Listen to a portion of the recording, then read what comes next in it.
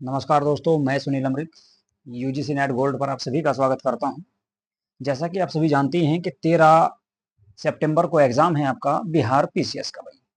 तो उसी को ध्यान में रखते हुए एडुटेरिया की बुक है बिहार जीके इसमें दी गई है कंप्लीट। तो उसी का आज हम अध्ययन करना स्टार्ट कर रहे हैं और एग्जाम से पहले पहले इस पूरी बुक का अध्ययन करने वाले हैं। तो ये आपका एक मैराथन क्लास रहेगी।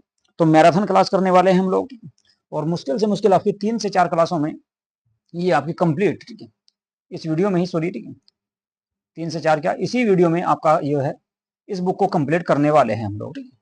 तो चलिए करते हैं स्टार्ट आज की इस बुक को, जिसका नाम है भाई एडुटेरिया, ठीक है। एडुटेरिया की बुक है और बिहार जीके इसमें दी गई है कंप्लीट। तो कौन कौन से टॉपिक इसमें दिए गए हैं उसके बारे में एक बार देख लेते हैं। न्यू एडिशन है, ठीक है। सबसे पहला जो टॉपिक इसमें दिया गया है वो है आपका बिहार का परिचय। तो सबसे पहले बिहार का परिचय देखेंगे। इसके बाद बिहार का इतिहास दिया गया है। बिहार के इतिहास को 3 भागों में बांटकर पढ़ा जाएगा: प्राचीन बिहार, मध्यकालीन बिहार और आधुनिक बिहार। इसके अलावा बिहार का भूगोल है। बिहार के भूगोल की अगर हम बात करें तो भूगोल जो रहेगा बिहार का, उसे थोड़ा सा जो है बिहार का भौतिक विभाजन देखेंगे सबसे पहले। इसके बाद बिहार की जलवायु देखनी है। फिर बिहार का अपवाह तंत्र, इसमें नदियां वगैरह आ जाएंगी सारी, मिट्टी और वन तथा वन्य जीव के साथ साथ आपदा प्रबंधन से संबंधित भी इसमें हम लोग देखने वाले हैं। इसके बाद बिहार की इकोनॉमी देख लेंगे, जिसमें कृषि और पशुपालन रहेगा। इसके अलावा खनिज है, ऊर्जा है, उद्योग है, परिवहन है। तो ये सारे के सारे टॉपिक आपके रहेंगे जी अर्थव्यवस्था के। इसके अलावा बिहार में जो पर्यटन है उसको देख लेंगे। बिहार की जनगणना 2011, क्योंकि 2011 के बाद अब तक कोई आपका जनगणना को लेकर आया नहीं है, तो उसको देख लेंगे बिहार की जनगणना। इसके अलावा बिहार की राज्य व्यवस्था, यानी कि बिहार की पॉलिटी देखेंगे। उसमें राज्यपाल, विधान परिषद, विधानसभा, मुख्यमंत्री, स्थानीय स्वशासन के साथ साथ न्यायपालिका और प्रशासनिक व्यवस्था को भी देखने वाले हैं। इसके अलावा बिहार में कला एवं संस्कृति को भी देखेंगे भाई हम। बिहार की जो कला संस्कृति है, इसमें स्थापत्य कला दिया गया है, चित्रकला है, संगीत कला, लोक नृत्य और लोक नाट्य के बारे में भी दिया गया है। इसके अलावा पर्व यानी कि त्योहार भी दिए गए हैं, मेले हैं। इसके अलावा कुछ प्रमुख व्यक्ति हैं, उनके बारे में पढ़ लेंगे। फिर बिहार विशेष विविध जो दिया गया है उसको भी देख लेंगे। और आपके जो इसमें एग्जाम हुए हैं अब तक के बीपीएससी के, वे भी सारे के सारे हमको देखने हैं। तो चलिए बिना देरी करते हुए जो है, ये जो पुस्तक है अगर हम बात करें तो ये एडुटेरिया प्रकाशन की है। एडुटेरिया बिहार तथ्य के नाम से ये पुस्तक आती है। बहुत अच्छा इसमें जो है बिहार की जीके को दिया गया है। तो चलिए करते हैं सबसे पहले स्टार्ट। सबसे पहले जो दिया गया है आपका सामान्य परिचय दिया गया है बिहार का। बिहार के सामान्य परिचय की अगर हम बात करें तो सबसे पहले देखेंगे नामकरण की। 12वीं सदी में बौद्ध विहारों की बहुलता के कारण इस क्षेत्र का नाम बिहार पड़ा। ठीक है, बिहार का जो नाम पड़ा है वो 12वीं शताब्दी में, 12वीं जो सदी थी उसके आसपास बौद्ध विहारों की संख्या यहाँ पर इतनी ज्यादा हो गई कि इसका नाम भी बिहार पड़ गया। बौद्ध अनुयायियों के प्रार्थना स्थल को विहार कहा जाता है। इसमें बौद्ध भिक्षु निवास करते हैं। इनके कुल मिलाकर कहा जा सकता है जहां पर बौद्ध भिक्षु या बौद्ध संत निवास करते हैं उसी को विहार कहा जाता है। उसी विहार से बिहार का नाम पड़ा है। चलिए जी आगे देखते हैं। बिहार की भौगोलिक स्थिति के बारे में अगर हम देखें तो बिहार का उत्तर पूर्व जो है, बिहार जो है वो उत्तर पूर्व भारत में स्थित है। यानी कि भारत का जो मैप है उसके उत्तर पूर्व हिस्से में बिहार आता है। पर ये मान लो ये आपका पूर्वी है, उत्तर पूर्व वाला क्षेत्र है, तो इस क्षेत्र में आपका बिहार स्थित है। अगर हम इसकी बात करें लंबाई और चौड़ाई की और अक्षांशीय विस्तार की, तो बिहार का जो सबसे उत्तरी अक्षांश है, सबसे उत्तरी अक्षांश वो 27 डिग्री 31 मिनट 15 से 15 उत्तरी अक्षांश तक है। इसके अलावा अगर बात करें सबसे दक्षिणी अक्षांश की, तो सबसे उत्तरी अक्षांश मैंने आपको बताया कौन सा, सबसे उत्तरी अक्षांश जो ऊपर वाला है वो तो है आपका 27 डिग्री 31 पर। और सबसे नीचे की अगर बात करें तो ये आ जाएगा आपका 24 डिग्री 20 10 उत्तरी अक्षांश पर। इसके बाद देख लेते हैं पूरब में वही। तो पूरब की अगर बात करें तो 83 डिग्री से स्टार्ट होता है, 83 19 से स्टार्ट होता है, ठीक है। और ये जाएगा कहां तक, ये जाता है फिर आपका 88 डिग्री 17 तक, 88 डिग्री 17 मिनट तक। तो ये बिहार का विस्तार है। लंबाई की अगर बात करें, लंबाई और चौड़ाई की, देखिए बिहार का जो उत्तर से दक्षिण हिस्सा है वो आपका 345 किलोमीटर है। और पूरब से पश्चिम देखें तो 483, 483, यानी कि गौतम बुद्ध के जन्म स्थान, जन्म भी इसी डेट में हुआ था, 483 बीसी में। तो उसी डेट को जो है आपका, उसी के हिसाब से इसकी चौड़ाई की बात कर सकते हैं। चलिए जी अब देख लेते हैं थोड़ा सा यहाँ पर भाई अक्षांशीय और देशांतरी विस्तार। बिहार का जो अक्षांशीय विस्तार है वो 24 डिग्री 20 मिनट से लेकर 24 डिग्री 20 नॉर्थ से लेकर 27 डिग्री 31 मिनट तक। बस आप इतना याद रखो कि 24 डिग्री 20 से लेकर 24 डिग्री 20 मिनट से लेकर 27 डिग्री 31 मिनट तक जो है भारत का बिहार का उत्तरीय अक्षांश यानी कि अक्षांशीय विस्तार है। इसके अलावा देशांतरी विस्तार की अगर बात करें, देशांतरीय विस्तार आपका 83 डिग्री 19 से लेकर 88 डिग्री 17 मिनट तक स्थित है। तो 83 डिग्री 88 मिनट यानी कि कुल मिलाकर आपका देखा जाए तो अगर इसमें मोटा मोटा आप देखोगे तो कितना है 5 डिग्री देशांतरीय विस्तार है। अगर ऊपर देखोगे आपका 24 से और 27 में तो कितना है 3 का गैप है भाई, ठीक है। तो 3 डिग्री यहाँ पर है, तो 3 डिग्री वहां पर है और आपका 5 डिग्री यहाँ के आसपास है। इसके अलावा आकृति की बात करें तो बिहार की जो आकृति है वो आयताकार है। कैसी है? आयताकार बताई गई है। चलिए भाई इसके बाद देखते हैं 12 दिसंबर 1911 ईस्वी को दिल्ली दरबार का आयोजन किया गया और इसी में एक अलग राज्य बिहार को एक अलग राज्य बनाने की घोषणा इसमें की गई थी। कब की गई? 12 दिसंबर 1911 को जो दिल्ली दरबार हुआ था उसी दिल्ली दरबार में पृथक बिहार प्रांत बनाने की घोषणा की गई थी। इसके अलावा 22 मार्च 1912 ईस्वी को बिहार को उड़ीसा सहित, इसमें उड़ीसा भी शामिल था, उड़ीसा सहित अलग प्रांत बना दिया गया। अलग प्रांत बनाने की घोषणा की गई यानी कि अधिसूचना जारी की गई थी। कब? 22 मार्च 1912 ईस्वी को। इसके अलावा 1 अप्रैल 1912 ईस्वी को बिहार को अलग राज्य बना दिया गया। उड़ीसा भी इसमें इस समय शामिल हुआ करता था। तो ये डेट याद रखनी है, 1 अप्रैल 1912 ईस्वी को बिहार को एक अलग राज्य बनाया गया। घोषणा की गई थी 1911 ईस्वी में, 12 दिसंबर 1911 ईस्वी को। अधियाचन जो हुआ इसका अधिसूचना जारी की गई थी वो 22 मार्च को की गई, 22 मार्च 1912 को, और 1 अप्रैल 1912 को बिहार को एक अलग राज्य बना दिया गया। तो कुल मिलाकर बिहार जो पहली बार अस्तित्व में आया वो 1 अप्रैल 1912 ईस्वी को आया था। इसके बाद 1 अप्रैल 1936 की बात करें अगर, 1 अप्रैल 1936 को क्या हुआ? बिहार से उड़ीसा को अलग कर दिया गया। तो बिहार से उड़ीसा को अलग करके एक राज्य बना दिया गया। कब? 1 अप्रैल 1936 में। इसके अलावा फिर बाद में एक बार और इसका विभाजन हुआ तो 15 नवंबर 2000 को बिहार का अंतिम विभाजन हुआ। झारखंड एक नए राज्य के रूप में अस्तित्व में आया। तो झारखंड को अलग राज्य बना दिया गया और 40% भूभाग झारखंड के साथ चला गया, ठीक है। झारखंड 28वां राज्य बना भारत का। कितना? तो 40% भाग इसको दे दिया गया। और अगर बात करें 54% भाग की तो 54% भाग रह गया किसके पास? बिहार के पास, ठीक है। तो आज का जो बिहार है भाई वो अस्तित्व में कब आया पूरी तरह से देखा जाए तो 15 नवंबर 2000 को, 15 नवंबर 2000 के बाद। और वैसे बंगाल से बिहार को अलग किया गया था कब? 12 दिसंबर 1911 ईस्वी को, ठीक है जी। इस चीज को याद रखना। और फिर बिहार से अलग किया गया था उड़ीसा राज्य को कब? 1936 ईस्वी में, 1 अप्रैल 1936 को। चलिए आगे देखते हैं। तो बिहार का जो स्थापना दिवस मनाया जाता है वो 22 मार्च को मनाया जाता है, ठीक है। कब? तो बिहार का स्थापना दिवस किस दिन मनाया जाएगा? 22 मार्च को अपनाया जाएगा। 22 मार्च को मनाया जाता है बिहार का स्थापना दिवस। क्षेत्रफल की बात करें तो बिहार का क्षेत्रफल है आपका 94,163 वर्ग किलोमीटर। 94,163 वर्ग किलोमीटर बिहार का क्या है? वो है जी आपका क्षेत्रफल। इसके अलावा बिहार के भारत का कुल क्षेत्रफल का कितना हिस्सा होगा? 2.86%। 2.86% जो है भारत के क्षेत्रफल का भाग पड़ता है बिहार में। इसके अलावा भारत का 12वां बड़ा राज्य है कौन सा? बिहार। क्षेत्रफल के अनुसार अगर देखा जाए सबसे बड़ा आप सभी जानते हैं कि राजस्थान है।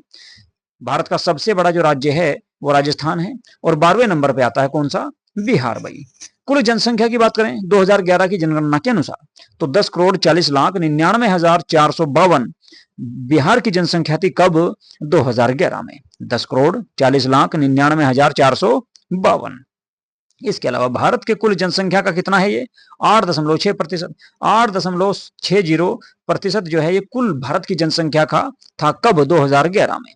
भारत का तीसरा सबसे बड़ा राज्य जनसंख्या के अनुसार अगर देखा जाए तो कौन सा है? बिहार है। सबसे पहले कौन सा आएगा? आप सभी जानते हैं यूपी। उत्तर प्रदेश की सबसे ज्यादा जनसंख्या है।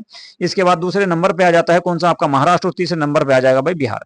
तो जनसंख्या में बिहार जो है तीसरे नंबर पे है। लंबाई की बात करें बिहार की तो बिहार की जो उत्तर से दक्षिण जो लंबाई है वो 3-4-5, याद रखने के लिए बता रहा हूं आपको, 3-4-5 यानी कि 345 किलोमीटर है। जबकि चौड़ाई की अगर बात करें तो जो गौतम बुद्ध का जन्मदिन था 483 BC, तो 483 किलोमीटर पूर्व से पश्चिम बिहार की चौड़ाई है। तो ये बिहार की लंबाई और चौड़ाई की बात होगी। समुद्र तल से अगर बात करें तो समुद्र तल से ऊंचाई की अगर बात करें तो बिहार की जो ऊंचाई है 173 फीट, यानी कि कुल मिलाकर 53 मीटर ऊंचाई है। किससे? समुद्र तल से। जो समुद्र तल जो औसत होता है समुद्र तल का। औसत वर्षा की बात करें तो 112 सेंटीमीटर के आसपास यहाँ पर औसत वर्षा देखने को मिलती है पूरे वर्ष में। ठीक है, वार्षिक वर्षा कह लो इसको या फिर औसत वर्षा भी इसको कह सकते हैं। कितना हो जाएगा? 112 सेंटीमीटर। इसके अलावा प्रशासनिक विभाजन को देख लेते हैं भाई। प्रशासनिक विभाजन की अगर हम बात करें तो बिहार का जो प्रशासनिक विभाजन है उसमें आपके 9 कितने हैं? 9 आपके परमंडल हैं। परमंडलों की संख्या कितनी भाई? 9 है। जिलों की अगर बात करें तो जिले हैं इसमें जी 38। बिहार में 38 जिले हैं और 38वां जो जिला था वो था भाई अरवल। अरवल जो जिला बना है वो आपका बिहार का 38वां जिला है। ठीक है जी, एग्जाम में आ सकता है, इसको आपको याद रखना है। अनुमंडल की बात करें तो अनुमंडल 101 हैं। इसके अलावा प्रखंड सह अंचल की बात करें तो 534 आपके प्रखंड सह अंचल हैं किसमें? बिहार में। पंचायत की बात करें तो पंचायत है 8067। 8067 जो है बिहार में पंचायत है। नगर निगम की बात करें तो 19 है। नगर निगम 19 है और 19वां जो नगर निगम था वो सहरसा बना है। सहरसा जो है वो 19वां नगर निगम बना है। नगर परिषद की बात करें तो नगर परिषद 88 है, यानी कि 88 है। और नगर पंचायत की बात कर लें तो नगर पंचायत होगी 154। बिहार में नगर पंचायत कितनी है भाई? 154। ठीक है जी, तो ये कुछ था आपका क्या? बिहार का प्रशासनिक विभाजन। इससे पहले हमने देखा था क्या? इससे पहले हमने देखा था आपका बिहार का परिचय के बारे में बात की थी वहां से। ठीक है कि भाई बिहार कब बना, कब उसकी स्थापना की गई, कौन कौन से राज्य उससे कटे। ठीक है, चलिए जी अब देखते हैं बिहार की विधायिका। विधायिका की अगर बात करें, विधायिका की अगर हम इसमें बात करते हैं तो पुलिस जिले जो हैं बिहार में 40 हैं भाई। 40 जिलों को, 40 क्षेत्रों को बिहार के पुलिस जिले घोषित किया गया है, जिसमें आपके 38 जिले हैं। 38 जिले तो हैं ही आपके पुलिस जिला। इसके अलावा बगहा और आपका नवगछिया को भी पुलिस जिला घोषित किया गया। इनको याद रखना है। एक तो आपका कौन सा है? बगहा है, दूसरा है नवगछिया। नवगछिया ये 2 अतिरिक्त क्षेत्र हैं जिनको पुलिस जिला घोषित किया गया है 38 जिलों के अलावा। इसके बाद बात करें बिहार विधानमंडल की तो बिहार विधानमंडल जो है वो द्विसदनीय है, यानी कि 2 सदन है बिहार में। बिहार में आपका द्विसदनीय का मतलब है विधानसभा भी है, बिहार में विधानसभा भी है, इसके अलावा विधान परिषद भी है। दूसरी क्या है? विधान परिषद। तो बिहार में विधान परिषद और विधानसभा दोनों देखने को मिलती है भाई। तो बिहार में विधानसभा और विधान परिषद दोनों हैं। इसके बारे में देख लेते हैं। तो बिहार विधानसभा में सीटों की संख्या है 243, यानी कि 243। बिहार में विधानसभा सीटों की जो संख्या है वो 243 है। और विधान परिषद की बात करें तो 75 है। भारत के 6 जिले ऐसे हैं जिनमें विधान परिषद है। कौन कौन से हैं भाई? यूपी है, बिहार है, महाराष्ट्र है, कर्नाटक है, आंध्र प्रदेश है और तेलंगाना है। ठीक है, तो 6 राज्य ऐसे हैं जिनमें विधान परिषद है, उनमें से एक बिहार भी है। सीटें कितनी है? 75 है। लोकसभा की अगर बात करें यहाँ पर तो लोकसभा की 40 सीटें हैं और राज्यसभा में दी गई यहाँ पे 16 सीटें केवल। ठीक है, चलिए जी इसके बाद बात करें विधानसभा में कुल आरक्षित सीटों की संख्या, जो आरक्षण दिया गया है एससी और एसटी को, वो है भाई 40 सीटों का। अब उसमें से आपका अगर बात करें अनुसूचित जाति, अनुसूचित जाति का मतलब होता है एससी की। जो एससी की जो सीटें हैं वे कितनी भाई? 38 हैं। और एसटी की संख्या बहुत कम है यहाँ पर, तो एसटी को केवल 2 सीटें प्रदान की गई। कितनी सीटें? 2 सीटें एसटी को प्रदान की गई। कौन कौन से भाई? एक तो आपका कटोरिया है और एक मनिहारी है। तो 2 क्षेत्र हैं ये आपके विधानसभा के, ऐसे क्षेत्र हैं जो आरक्षित किए गए एससी के लिए। इसके अलावा 38 है एसटी के, सॉरी ये आपके एसटी के लिए भाई। ठीक है, 2 क्षेत्र और 38 क्षेत्र हैं एससी के लिए, यानी कि अनुसूचित जाति के लिए। इसके अलावा लोकसभा में अनुसूचित जाति हेतु आरक्षण सीटों की संख्या कितनी है? 6 है। तो कुल मिलाकर अगर मैं बात करूं लोकसभा की सीटों की तो 40 है। 40 में से 6 सीटें ऐसी हैं जो एससी के लिए आरक्षित की गई। कौन कौन सी? गोपालगंज है, हाजीपुर है, समस्तीपुर है, जमुई है, गया है और सासाराम है। तो ये सीटें हैं आपकी लोकसभा की जो एससी के लिए आरक्षित की गई है। इसके बाद देख लेते हैं,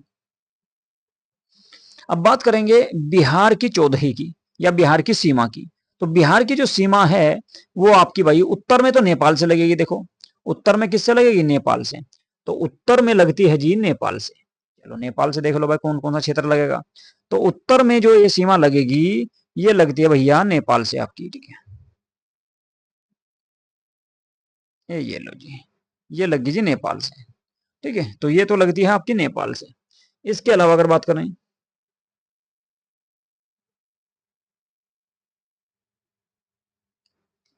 नेपाल से लग गई। अच्छा जी, तो उत्तर में तो हो गया आपका कौन है, नेपाल। उत्तर में नेपाल है। नेपाल के साथ में आपके बिहार के कितने जिले लगेंगे, 7 जिले। तो बिहार के जो 7 जिले हैं ये नेपाल के साथ लगते हैं भाई। बिहार के 7 जिले नेपाल के साथ लगेंगे। कौन कौन से हैं वे एक बार देख लेते हैं। तो बिहार के 7 जिले ऐसे हैं जो नेपाल के साथ में बॉर्डर बनाते हैं या सीमा बनाते हैं। अब वे हैं कौन कौन से, ये आपको देखने होंगे। चलो जी उनको दिखा देते हैं एक बार, कौन कौन से हैं। देखो भाई यहाँ पर दिए गए हैं आपके। एक तो ये है जी आपका पश्चिमी चंपारण। तो पश्चिमी चंपारण है। इसके अलावा पूर्वी चंपारण है, सीतामढ़ी है, मधुबनी है, सुपौल है, अररिया है, किशनगंज है। तो ये जिले हैं आपके जो बिहार के साथ में, सॉरी, नेपाल के साथ में लगे हुए हैं। ठीक है, तो नेपाल के साथ में कौन कौन से लगे ये आपने देख ही लिया इसमें। ठीक है, चलो भाई एक बार इसको 1 मिनट थोड़ा सा इसको बड़ा कर देता हूँ। चलो जी अब देख लो भाई। ठीक है, तो नेपाल के साथ में बिहार के 7 जिले लगेंगे। और ये कौन कौन से लगेंगे ये आपने देख ही लिए। एक तो ये क्षेत्र है जी आपका, ठीक है, तो ये है जी आपका पश्चिमी चंपारण। इसके अलावा पूर्वी चंपारण है, सीतामढ़ी है, मधुबनी है, सुपौल है, अररिया है, किशनगंज है। तो 7 जिले हैं ऐसे जो नेपाल के साथ में बॉर्डर बनाते हैं या नेपाल के साथ में लगे हुए हैं। ये सब नेपाल के साथ लगे हुए हैं। ठीक है, एक बार इसको थोड़ा सा मैं साफ कर देता हूँ। ये देखो जी, ये आपके 7 जिले लग गए किसके साथ, बिहार के साथ, सॉरी नेपाल के साथ में। अब बात करेंगे भाई नेपाल के अलावा दक्षिण में। ठीक है, तो बिहार के दक्षिण में बात करें तो दक्षिण में है भाई झारखंड राज्य। झारखंड राज्य आपको मैंने बताया कि आपका 15 नवंबर 2000 को कट के किससे बना, बिहार से अलग बना था। तो 8 जिले इसके ऐसे हैं जो बिहार के साथ में, सॉरी, झारखंड के साथ में सीमा साझा करते हैं। झारखंड के साथ 8 जिले सीमा साझा करते हैं किसके, बिहार के। कौन कौन से हैं, रोहतास है, औरंगाबाद है, गया है, नवादा है, जमुई है, बांका है, भागलपुर है और कटिहार है। दोबारा से रिपीट कर रहा हूं, रोहतास है, औरंगाबाद है, गया है, नवादा है, जमुई है, बांका है, भागलपुर है और कटिहार है। तो ये 8 जिले सीमा साझा करेंगे किसके साथ, झारखंड के साथ। नेपाल के साथ में मैंने आपको बताया था पश्चिमी चंपारण है, पूर्वी चंपारण है, सीतामढ़ी है, मधुबनी है, सुपौल है, अररिया है, किशनगंज है। याद रखना है, एक क्वेश्चन यहाँ से आपको हमेशा देखने को मिलता है एग्जाम में। एग्जाम में यहाँ से एक क्वेश्चन अक्सर देखने को मिल जाता है। ठीक है, बाउंड्री को लेकर। इसके अलावा पूरब में बात करें तो पूरब में है पश्चिम बंगाल। ठीक है, बिहार के पूरब में अगर बात करें तो पश्चिम बंगाल है भाई। ठीक है, बिहार के पूरब में है कौन, पश्चिम बंगाल। चलो जी पश्चिम बंगाल के साथ में देख लेते हैं। तो पश्चिम बंगाल के साथ केवल 3 जिले लगते हैं। याद करना भी बहुत आसान है, केवल 3 जिले ऐसे हैं जो पश्चिम बंगाल के साथ में सीमा साझा करते हैं। कौन कौन से, एक तो किशनगंज है, पूर्णिया है और कटिहार है। तो 3 जिले याद रखने हैं पश्चिम बंगाल के साथ, किशनगंज, पूर्णिया, कटिहार, किशनगंज, पूर्णिया, कटिहार, किशनगंज, पूर्णिया, कटिहार। ये आपके 3 जिले केवल किसके साथ लगेंगे, पश्चिम बंगाल के साथ। झारखंड के साथ 8 हैं, नेपाल के साथ 7 हैं, पश्चिम बंगाल के साथ 3 हैं। अब बात कर लेते हैं पश्चिम में। पश्चिम में पड़ता है भाई उत्तर प्रदेश। उत्तर प्रदेश के साथ भी 8 जिले लगेंगे। झारखंड के साथ भी 8 हैं, पश्चिम बंगाल के साथ 3 हैं और उत्तर प्रदेश के साथ 8 हैं। नेपाल के साथ में कितने, 7 हैं। तो 8 जिले कौन कौन से, रोहतास है, कैमूर है, बक्सर है, भोजपुर है, सारण है, सिवान है, गोपालगंज है और पश्चिमी चंपारण। दोबारा से फिर से देख लो, पश्चिमी चंपारण, गोपालगंज, सिवान, सारण, भोजपुर, बक्सर, कैमूर और रोहतास। ये 8 जिले ऐसे हैं जो यूपी के साथ साझा करते हैं। तो यूपी के साथ में 8 जिले, ठीक है, झारखंड के साथ भी 8 हैं, नेपाल के साथ 7 हैं और पश्चिम बंगाल के साथ में 3 जिले हैं। इसके अलावा बात करेंगे राज्य के चिन्हों की। तो राज्य के चिन्ह भी देख लेते हैं भाई। राज्य के चिन्ह की बात करें तो उत्तर प्रदेश, सॉरी, बिहार का जो राज्य के चिन्ह है वो है भाई बोधि वृक्ष। बिहार का राज्य के चिन्ह बोधि वृक्ष है। प्रथम राजकीय भाषा की अगर बात करें तो हिंदी है और दूसरी राजकीय भाषा बनी कौन सी, उर्दू वाली। राजकीय वृक्ष की बात करें तो पीपल है। राजकीय फूल की बात करें या पुष्प की बात करें तो गेंदा है। राजकीय पशु बैल है। ठीक है, 2013 से पहले क्या था भाई, रीछ हुआ करता था। क्या था पहले, रीछ, अब बन गया कौन, बैल, या इसी को आपका जो है वृषभ भी कहा जाता है, ऋषभ भी कहा जाता है, वृषभ भी कहा जाता है इसको। ठीक है, राज्य के पक्षी की बात करें तो गोरैया है और 2013 से पहले पाकता था। इसके अलावा राज्य की मछली की बात करें तो मांगुर है। मांगुर जो है बिहार की राजकीय मछली है। चलो जी राज्य के गीत की बात कर लेते हैं। राज्य के गीत जो है बिहार का वो है, मेरे भारत के कंठहार तुमको सत सत वंदन विहार। ठीक है, मेरे भारत के कंठहार तुमको सत सत वंदन बिहार। ये बिहार का क्या है भाई, राज्य के गीत है। गीतकार कौन है? सत्यनारायण, सत्यनारायण है। संगीतकार कौन है? हरि प्रसाद चौरसिया और शिव कुमार शर्मा के द्वारा इसको गाया जाता है। संगीतकार है इसमें, इन्होंने संगीत दिया है। और मान्यता दी गई इसको कब? 2012 में। ठीक है। बिहार का राज्य का प्रार्थना गीत की अगर बात करें तो मेरी रफ्तार पर सूरज की किरण नाज करे, ये बिहार का क्या है? प्रार्थना गीत है। मेरी रफ्तार पर सूरज की किरण नाज करे, ये बिहार का गीत है भाई, प्रार्थना गीत इसको कहा जाता है। चलिए जी, इसके बाद देख लेते हैं भाई एक बार थोड़ा सा प्रमंडल और उससे संबंधित जिलों के बारे में बात कर लेते हैं। तो सबसे पहले देखेंगे आपका कौन सा प्रमंडल? सारण। सारण की बात करें तो सारण में कुल 3 जिले आते हैं। सारण जो प्रमंडल है, नक्शे में भी दिखाऊंगा एक बार आपको, तो इसमें केवल 3 जिले आएंगे। एक तो सारण ही है खुद, एक सिवान है और एक आएगा गोपालगंज। तो 3 जिले हैं। तिरहुत क्षेत्र की अगर बात करें, तिरहुत प्रमंडल की, तो तिरहुत प्रमंडल में आपके 9 प्रमंडलों में से एक तिरहुत है आपका दूसरे नंबर पे। तो तिरहुत जो प्रमंडल है इसमें जिले आएंगे भाई 6। अब ये 6 जिले कौन कौन से होंगे उनके बारे में देख लेते हैं एक बार विस्तार से। चलो जी, देखो भाई, एक तो पश्चिमी चंपारण आ जाएगा, एक पूर्वी चंपारण है, मुजफ्फरपुर आ जाएगा, वैशाली आ जाएगा, सीतामढ़ी है और शिवहर। कुल मिलाकर उत्तरी बिहार के क्षेत्र हैं, उत्तरी और पश्चिमी बिहार के क्षेत्र हैं ये सारे के सारे। दिखाऊंगा मैप में भी। दरभंगा की बात करें, दरभंगा में 3 आएंगे, मधुबनी है, दरभंगा है और समस्तीपुर है। ये भी उत्तरी बिहार में आएगा लेकिन उत्तरी पूर्वी बिहार में। इसके अलावा कोसी की बात करते हैं तो कोसी में 3 जिले आएंगे। एक तो सहरसा आ जाएगा, सुपौल आ जाएगा और मधेपुरा। सहरसा, सुपौल और मधेपुरा, ये 3 जिले जो हैं ये कोसी में आ जाएंगे आपके। पूर्णिया की बात करें तो पूर्णिया में 4 जिले शामिल किए गए हैं भाई। 4 जिले कौन कौन से हैं? एक तो अररिया है, किशनगंज है, पूर्णिया है और कटिहार है। कौन कौन से? अररिया, किशनगंज, पूर्णिया और कटिहार, ये 4 जिले पड़ते हैं पूर्णिया प्रमंडल में। पटना प्रमंडल में 6 जिले आ जाएंगे भाई। 6 जिले हैं कौन कौन से? एक तो खुद पटना ही है, नालंदा है, भोजपुर है, बक्सर है, कैमूर है, रोहतास है जी। पटना, नालंदा, भोजपुर, बक्सर, कैमूर और रोहतास। चलिए जी, मगध देख लेते हैं भाई। मगध प्रमंडल में 5 जिले आएंगे। गया है, औरंगाबाद है, नवादा है, जहानाबाद है, अरवल है। कौन कौन से हैं? गया, औरंगाबाद, नवादा, जहानाबाद और अरवल, ये आपके 5 जिले आ जाएंगे। 8वां जो प्रमंडल दिया गया है वो है भाई आपका मुंगेर। और मुंगेर में जिले हैं कितने? 6। कौन कौन से? मुंगेर है, जमुई है, लखीसराय है, शेखपुरा है, बेगूसराय और खगड़िया है। इसके अलावा भागलपुर मंडल की बात करें तो इसमें केवल 2 जिले हैं, भागलपुर और बांका। भागलपुर और बांका, तो ये 9 प्रमंडल थे। अब इनको एक बार मैं यहां से आपको मैप में दिखा देता हूं कौन कौन से कहां पे है। देखो भाई, सबसे पहले मैंने आपको बताया था कौन सा? सारण प्रमंडल। ठीक है, ये सारण प्रमंडल है जी, नंबर 1 पर देख लो इसको। ये दूसरे नंबर पे रहेगा भाई। ठीक है, इसको तीसरे नंबर पे ले लेंगे, इसको चौथे नंबर बना देंगे, इसको 5वां नंबर बना देंगे। देखो जी, सबसे पहले उत्तर बिहार के देख लो भाई। सबसे पहले ये आपका सारण जिला है, सॉरी सारण प्रमंडल है। तो सारण प्रमंडल में एक तो आपका सारणी है, इसके अलावा सिवान है, गोपालगंज है। 3 जिले हैं पुलिस में। ठीक है, इसके अलावा तिरहुत में आपके कितने आएंगे? तिरहुत की बात कर लेते हैं।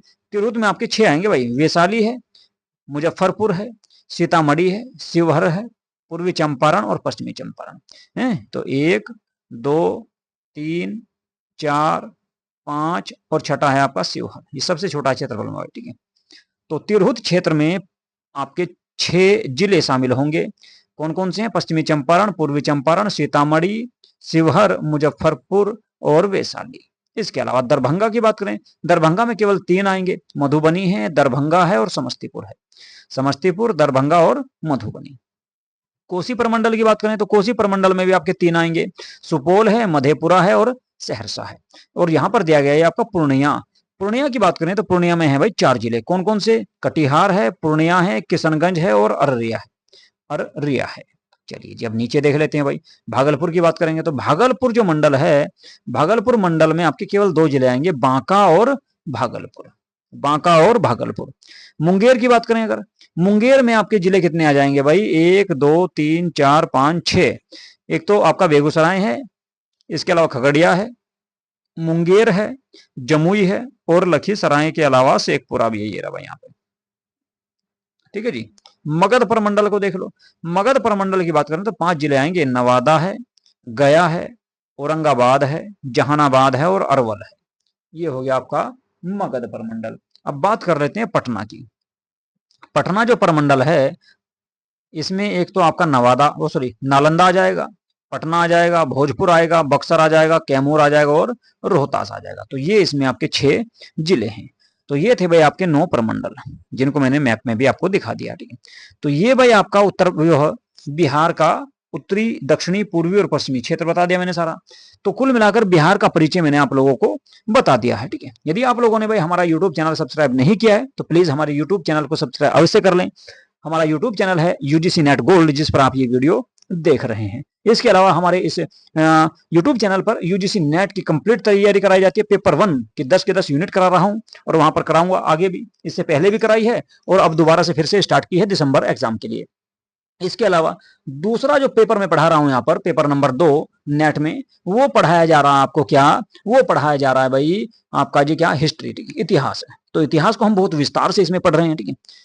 तो यदि आप लोगों ने हमारा यूट्यूब चैनल सब्सक्राइब नहीं किया है तो प्लीज हमारा यूट्यूब चैनल सब्सक्राइब अवश्य कर ले, क्योंकि यहाँ पर जो है लगभग सभी एग्जामों की तैयारी कराई जाती है।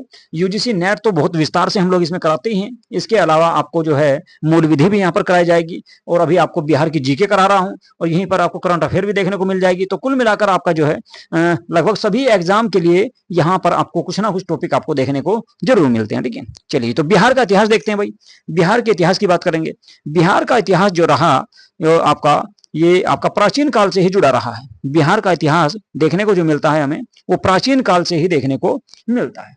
तो इसमें आपका बिहार की बात करें, बिहार के इतिहास की, इस बुक का ये दूसरा चैप्टर है बेटी, ठीक है। एडुटेरिया की बुक है ये, और इसका ये दूसरा चैप्टर है बिहार का इतिहास, ठीक है। इसमें हमें क्या क्या पढ़ना, इसमें हमको प्राचीन बिहार का इतिहास पढ़ना है, मध्यकालीन बिहार का इतिहास पढ़ना है, और आधुनिक बिहार का इतिहास भी पढ़ना है। तो सबसे पहले पढ़ेंगे हम क्या,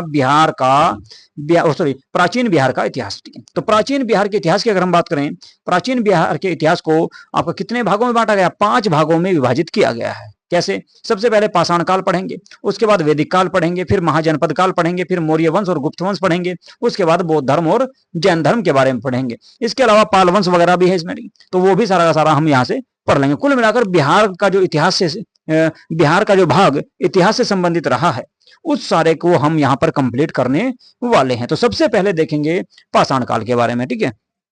चलिए जी, उससे पहले कुछ आपके टॉपिक दिए गए हैं, उनके बारे में थोड़ा सा एक बार देख लेते हैं। प्राचीन बिहार के इतिहास के स्रोत कहाँ से प्राप्त हुए हैं हमको, उसके बारे में थोड़ी सी जानकारी प्राप्त कर लेते हैं भाई। कहाँ कहाँ से बिहार के स्रोत हमें प्राप्त होते हैं। तो प्राचीन बिहार के इतिहास को जानने के लिए 2 प्रकार के स्रोत आपके उपयोग में लाए गए, पुरातात्विक और साहित्यिक। पुरातात्विक वे स्रोत होंगे जिसमें आपके पत्थर के, पाषाण के, ठीक है, इनके पत्थर के, इसके अलावा धातु के सिक्के वगैरह आ जाएंगे, मुद्रा आ जाएगी, मूर्ति आ जाएगी, शिलालेख वगैरह आ जाएंगे। वे सारे के सारे क्या होंगे, उन सबको पुरातात्विक स्रोत कहा जाता है।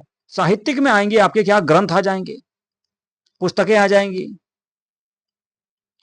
जाएंगी, इसके अलावा पत्र वगैरह आ जाएंगे। तो ये सारे के सारे क्या होंगे, ये साहित्यिक स्रोत हो जाएंगे। तो सबसे पहले पुरातात्विक स्रोत देख लेते हैं, बिहार में कौन कौन से पुरातात्विक स्रोत हमको प्राप्त हुए हैं।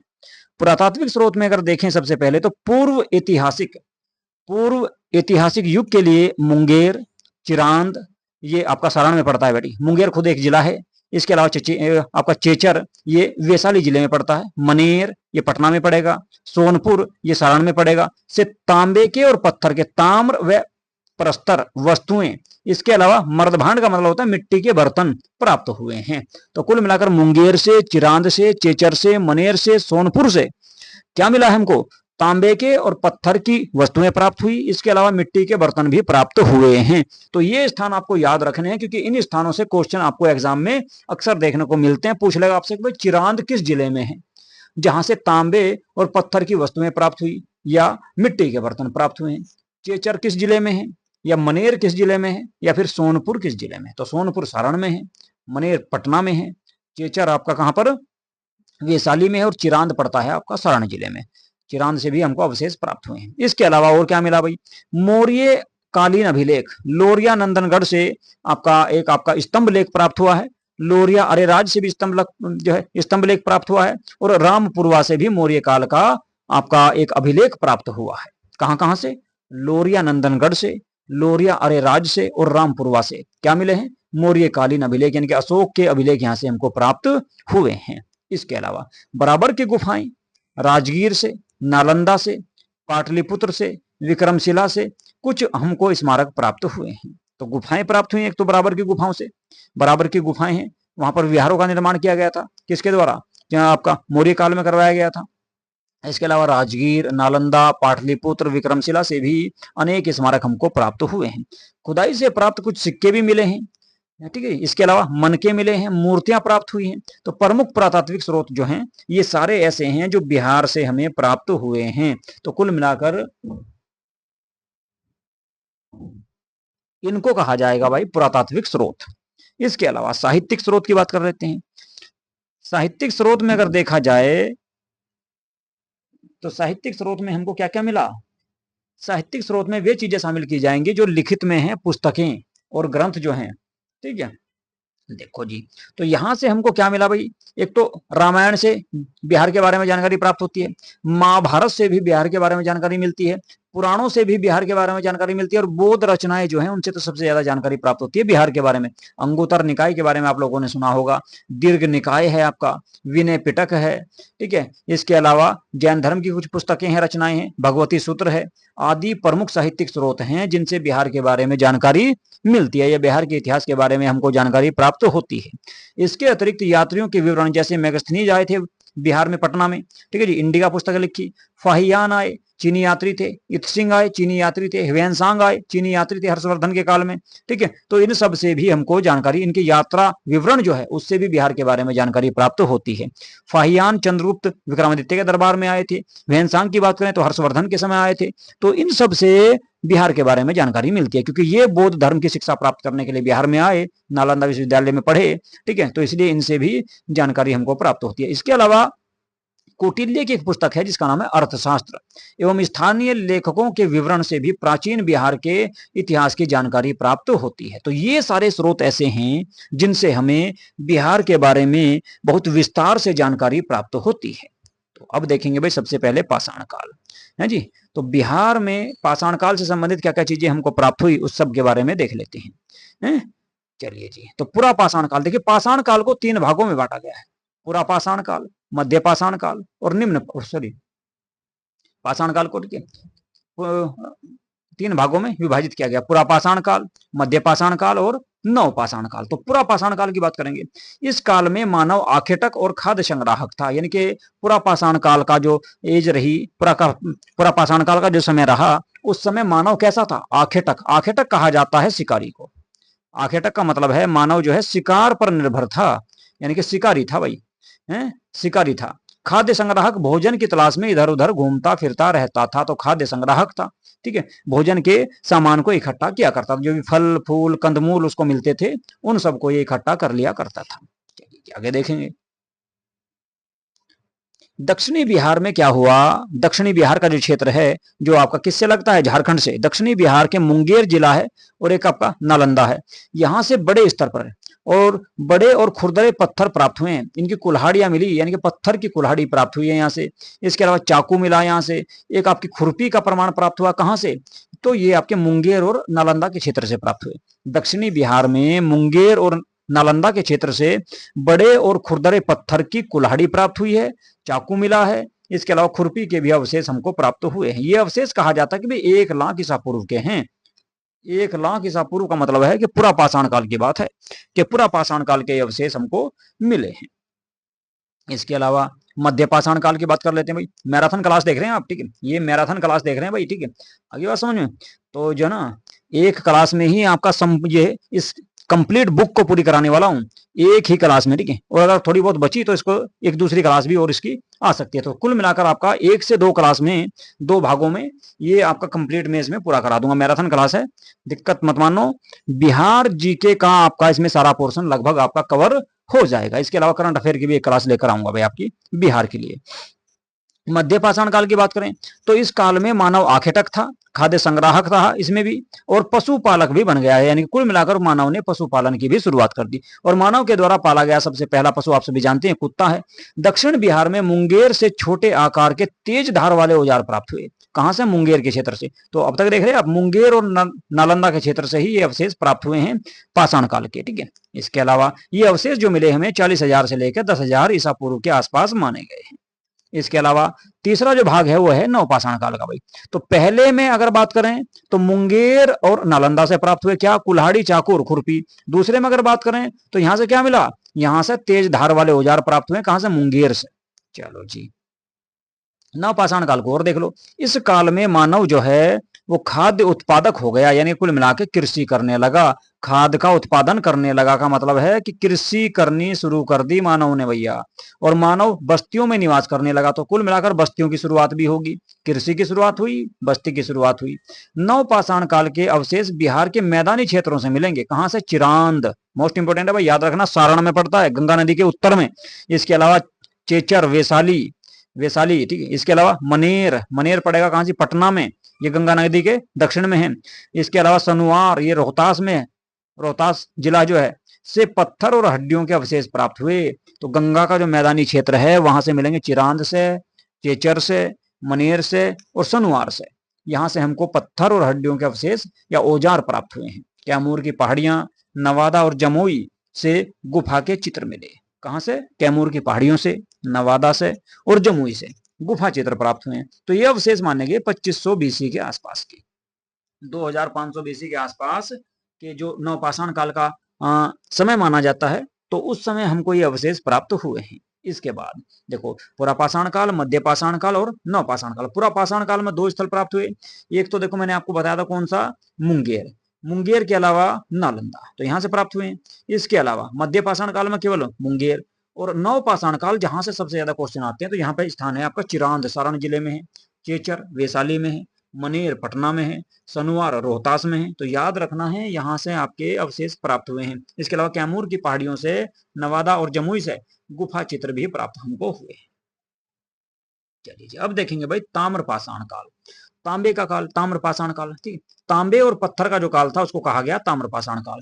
इसके जो अवशेष मिले हैं आपके, चिरांद से मिले, सोनपुर से मिले हैं, इसके अलावा ताराडीही से मिले हैं, चेचर से मिले हैं, मनेर से मिले और सनुआर से ही, यानी कि वो उत्तर गंगा घाटी वाला जो क्षेत्र है उसी से ये अवशेष प्राप्त हुए, तांबे के भी और पत्थर के भी। ताम्रपाषाण काल के अवशेष मिले हैं। इस काल में पत्थर के औजार के अतिरिक्त ताम्र उपयोग के पाषाण प्राप्त हुए, यानी कि तांबे के भी औजार बहुत सारे हमको प्राप्त हुए पत्थर के साथ साथ में। तो इसको कह दिया गया ताम्रपाषाण काल। ये अवशेष मिले 1000 ईसा पूर्व के आसपास। चलो जी, तो ये था भाई आपका क्या? पाषाण काल। अब देखेंगे भाई वैदिक काल, कि हड़प्पा सभ्यता के यहाँ से कोई अवशेष नहीं मिले हैं। हड़प्पा सभ्यता के अवशेष जो है बिहार से प्राप्त नहीं हुए, इसलिए आपका हड़प्पा सभ्यता इसमें नहीं पढ़ा जाता बिहार जीके में या बिहार के इतिहास में। तो अब देखेंगे सीधे वैदिक काल। वैदिक काल के बारे में बात करें, आर्यों द्वारा स्थापित सभ्यता को वैदिक सभ्यता कहा जाता है, क्योंकि इस सभ्यता का जो है इतिहास जो है वो वेदों पर आधारित है, इसलिए इसको वैदिक काल कहा जाता है। वैदिक सभ्यता को 2 भागों में विभाजित किया गया, 2 भागों में बांटा गया। तो पूर्व वैदिक काल, जिसको ऋग्वैदिक काल भी कहते हैं, और उत्तर वैदिक काल। पूर्व वैदिक काल का जो समय माना गया वो 1500 से लेकर 1000 बीसी, यानी कि ईसा पूर्व का माना गया है। उत्तर वैदिक काल का 1000 से लेकर 600 ईसा पूर्व का माना गया है। तो पूर्व वैदिक काल को वैदिक सभ्यता या ऋग्वैदिक सभ्यता का विस्तार जो है, ऋग्वैदिक काल भी कहा जाता है इसको, और इस सभ्यता का जो विस्तार है वो बिहार के क्षेत्र में नहीं था। तो कुल मिलाकर पूर्व वैदिक काल हमको इसमें नहीं पढ़ना, क्योंकि पूर्व वैदिक काल में आपका बिहार का कोई रोल नहीं रहा। लेकिन उत्तर वैदिक काल में आर्यों का विस्तार गंडक नदी के तट तक बिहार के क्षेत्र में हुआ। गंडक नदी यूपी और बिहार के बीच में बॉर्डर बनाती है, और यहां तक जो है आर्य आ चुके थे भाई उत्तर वैदिक काल में। यानी कि कुल मिलाकर 1000 से लेकर 600 बीसी के आसपास इनका कुछ रोल देखने को मिलेगा। कितना रहा वो देख लो, थोड़ा बहुत ही थोड़ा था, क्योंकि बॉर्डर वाले क्षेत्र पे थे। बिहार के भौगोलिक क्षेत्र की प्रथम चर्चा सतपथ ब्राह्मण मिलता है एक आपका, लगभग 800 ईसा पूर्व की जानकारी, 800 ईसा पूर्व में इसकी रचना की गई थी। तो इसके बारे में जानकारी मिलती है बिहार के बारे में। सतपथ ब्राह्मण में सबसे पहले बिहार के बारे में थोड़ी बहुत जानकारी प्राप्त होती है। इसमें बिहार की चर्चा की गई विधेय के रूप में। बिहार को क्या कहा गया? विधेय। तो बिहार का प्राचीन नाम क्या बताया गया भाई? विधेय बताया गया है, जो तिरहुत और मिथिला क्षेत्र को दर्शाता है। तिरहुत मतलब कि बिहार का आपका पश्चिमी चंपारण, पूर्वी चंपारण, कुल मिलाकर उत्तर पूर्वी क्षेत्र जो है बिहार का, वो इसमें दर्शाया गया है। ऋग्वेद में बिहार को कीकट भी कहा गया। क्या कहा गया? कीकट कहा गया। तो सतपथ ब्राह्मण में विधेय कहा गया है, और ऋग्वेद में कहा गया कीकट, एवं व्रात्य शब्द से इसको संबोधित किया गया है। वराह पुराण में कीकट को अपवित्र प्रदेश बताया गया, यानी कुल मिलाकर बिहार को एक अपवित्र क्षेत्र माना गया है जी, अनार्यों का क्षेत्र। ठीक है, चलो जी, तो ये था भाई कुछ आपका आपका वैदिक काल इसमें। इसके बाद बात करें महाजनपद की, तो महाजनपद काल की अगर हम बात करें, तो महाजनपद काल के बारे में जो हमें जानकारी मिलेगी वो 6ठी शताब्दी ईसा पूर्व में, 6ठी शताब्दी ईसा पूर्व में अंगुतर निकाय है एक आपका, और एक है भगवती सूत्र। अंगुतर निकाय आपका बौद्ध धर्म का ग्रंथ है भाई, ये बौद्ध धर्म का महाग्रंथ है। और भगवती सूत्र की बात कर रहे हैं तो ये जैन धर्म का है। इन दोनों में क्या है, 16 महाजनपदों की जानकारी प्राप्त होती है। इन 16 महाजनपदों में से 3 महाजनपद जो हैं वो बिहार में थे। 16 महाजनपदों में से 3 थे बिहार में। कौन कौन से? वज्जी या लिच्छवी जिसको कहा गया। राजधानी क्या थी इसकी? वैशाली। मुजफ्फरपुर का क्षेत्र इसमें शामिल था, वैशाली और मुजफ्फरपुर का, यानी कि गंगा नदी के ऊपर जो आपका गंगा नदी के उत्तर वाला जो क्षेत्र है उसमें आपका ये क्षेत्र स्थित था। मगध महाजनपद की बात करें तो इसमें भाई पटना, गया और नालंदा का क्षेत्र था। ये आपका, ये मान लो ये गंगा नदी है, यहाँ पे तो था आपका कौन सा? वज्जी या लिच्छवी, और नीचे था आपका भाई ये वाला, इसको कहा गया मगध, मगध कहा गया। इसके अलावा अंग की अगर बात करें तो अंग महाजनपद जो था भागलपुर और मुंगेर के क्षेत्र में, यहाँ पे पड़ेगा भागलपुर और मुंगेर, गंगा नदी के दक्षिण में ही पश्चिम बंगाल के बॉर्डर पर, ठीक है। तो ये क्षेत्र था भाई, ठीक है। तो ये था आपका कौन सा? अंग, ये था आपका वज्जी, और ये था आपका मगध। बाद में मगध ने ही सब पे शासन किया भाई। चलो जी देखते हैं, थोड़ा सा इनके बारे में विस्तार से पढ़ लेते हैं। वज्जी संघ महाजनपद के बारे में सबसे पहले बात करेंगे। वज्जी संघ 8 राज्यों का समूह था जी। इसको अटकुल भी कहा गया। क्या कहा गया? अटकुल, क्योंकि इसमें 8 राज्य शामिल थे और सबने गठबंधन करके एक संघ बना रखा था जिसे बोलते थे वज्जी संघ। वज्जी था एक तो इसमें, इसके अलावा कौन सा था? लिच्छवी था, जात्रक था, विधेय था, इसके अलावा अंग था, भोग था, कुरु था और इक्ष्वाकु। इक्ष्वाकु। तो कुल मिलाकर ये 8 संघ मिलकर इन्होंने एक आपका संघ बनाया जिसे कहा गया वज्जी संघ, जिसमें सबसे प्रमुख वज्जी था। वज्जी में सबसे प्रसिद्ध लिच्छवी जनपद था। तो वज्जी की राजधानी जो हुआ करती थी वो थी भाई क्या? लिच्छवी। इसकी राजधानी थी लिच्छवी। चलो जी, लिच्छवी की राजधानी, सॉरी सॉरी, वज्जी संघ में सबसे प्रमुख जो संघ था, सबसे प्रमुख जो जनपद था वो लिच्छवी था, और इसकी राजधानी हुआ करती थी भाई क्या? वैशाली। इसकी राजधानी वैशाली थी। वैशाली नगर की स्थापना जो है विशाल ने की थी। एक राजा थे वैशाली के जिसका नाम था विशाल, उसके द्वारा इस शहर की स्थापना की गई। लिच्छवी के अतिरिक्त मिथिला के विधेय तथा कुंड ग्राम के जात्रक वज्जी संघ के प्रमुख जनपद हुआ करते थे। चलिए आगे देखते हैं। वज्जी संघ लिच्छवी को विश्व के प्रथम गणतंत्र की संज्ञा प्रदान की जाती है। ऐसा माना जाता है कि पूरी दुनिया में जो सबसे पहला संघ जो था गणतंत्र, गणतंत्र मतलब कि एक ऐसा क्षेत्र, गणतंत्र किसे कहा जाता है? गणतंत्र का मतलब होता है एक ऐसा क्षेत्र जिसका प्रमुख, जिसके राजा को जनता के द्वारा चुना जाता हो, उसे कहा जाएगा गणतंत्र। यानी कि एक ऐसा देश, एक ऐसा क्षेत्र जिसके प्रमुख को या जिसके राजा को जनता के द्वारा मतदान के माध्यम से चुना जाता हो। तो दुनिया का सबसे पहला गणतंत्र माना जाता है कौन? वज्जी या लिच्छवी। ठीक है भाई। चलिए इसके बाद देखेंगे भाई मगध महाजनपद। मगध महाजनपद की अगर बात करें तो इसने तो भाई पूरे भारत पे भी शासन किया। इसके बारे में देख लो थोड़ा सा विस्तार से।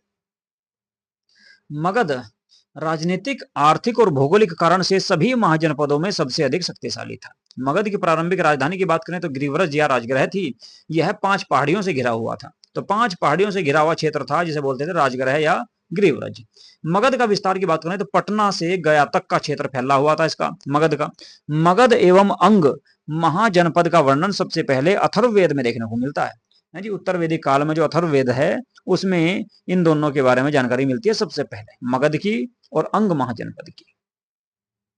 चलिए जी आगे देखेंगे भाई, अंग महाजनपद को देख लेते हैं। तो मगध के बारे में तो सारा पढ़ना ही बाद में, ठीक है। तो सबसे पहले अंग के बारे में देख लो थोड़ा सा। अंग महाजनपद का विस्तार भागलपुर और मुंगेर के क्षेत्र में, यानी कि वर्तमान अगर कहा जाए तो पश्चिम बंगाल के बॉर्डर वाले क्षेत्रों में, ठीक है। चलो जी, अंग महाजनपद की राजधानी चंपा हुआ करती थी। अंग के अंतिम शासक जो थे बृहदत्त को हराकर मगध के शासक बिंबिसार ने अंग को मगध में शामिल कर लिया था। तो अब पढ़ना भाई मगध। तो मगध का उत्कर्ष और उसके राजवंशों के बारे में पढ़ेंगे। मगध ने किन किन क्षेत्रों पर शासन किया, कितने बड़े क्षेत्र पर शासन किया, उस सभी के बारे में बात करेंगे विस्तार से। चलो जी, मैराथन देख रहे हैं भाई आप, ठीक है। बिहार मैराथन देख रहे हैं आप, और हमारे चैनल का नाम है यूजीसी नेट गोल्ड। यदि आप लोगों ने हमारा यूट्यूब चैनल सब्सक्राइब नहीं किया है तो प्लीज हमारे यूट्यूब चैनल को सब्सक्राइब कर लो और वीडियो को लाइक तथा शेयर जरूर कर दिया करो भाई, क्योंकि एक ही क्लास में आपको बिहार जी के जो आपका एग्जाम होने वाला भी हाल फिलहाल में 13 सितंबर को, तो उसको ध्यान में रखते हुए ये क्लास आपकी बनाई गई है आप लोगों के लिए, ठीक है। चलिए जी, मगध की स्थापना के बारे में देखते हैं भाई, ठीक है। तो मगध की स्थापना बृहद्रथ के द्वारा की गई थी। बृहद्रथ के पुत्र का नाम था जरासंध। क्या नाम था भाई? जरासंध। और इस वंश का सबसे प्रसिद्ध शासक कौन था? जरासंध ही था। तो स्थापना किसने की? बृहद्रथ ने, ठीक है। और बृहद्रथ का पुत्र था जरासंध। तो ये इस वंश का सबसे प्रमुख शासक माना गया है। इसके बाद जरासंध को भीम ने द्वंद्व युद्ध में पराजित कर उसका वध कर दिया था। किसने? भीम ने। ये आपको जानकारी मिलेगी कहां पे? महाभारत में। तो इसका वर्णन जो है महाभारत में मिलता है कि जरासंध की हत्या जो है वो किसके द्वारा की गई थी? भीम के द्वारा की गई। इसके बाद मगध की प्रारंभिक राजधानी की बात करें तो राजगृह थी, जिसको गिरिव्रज भी कहा गया। ये 5 पहाड़ियों से घिरा हुआ क्षेत्र था, एक सुरक्षित क्षेत्र था जो 5 पहाड़ियों से घिरा हुआ था।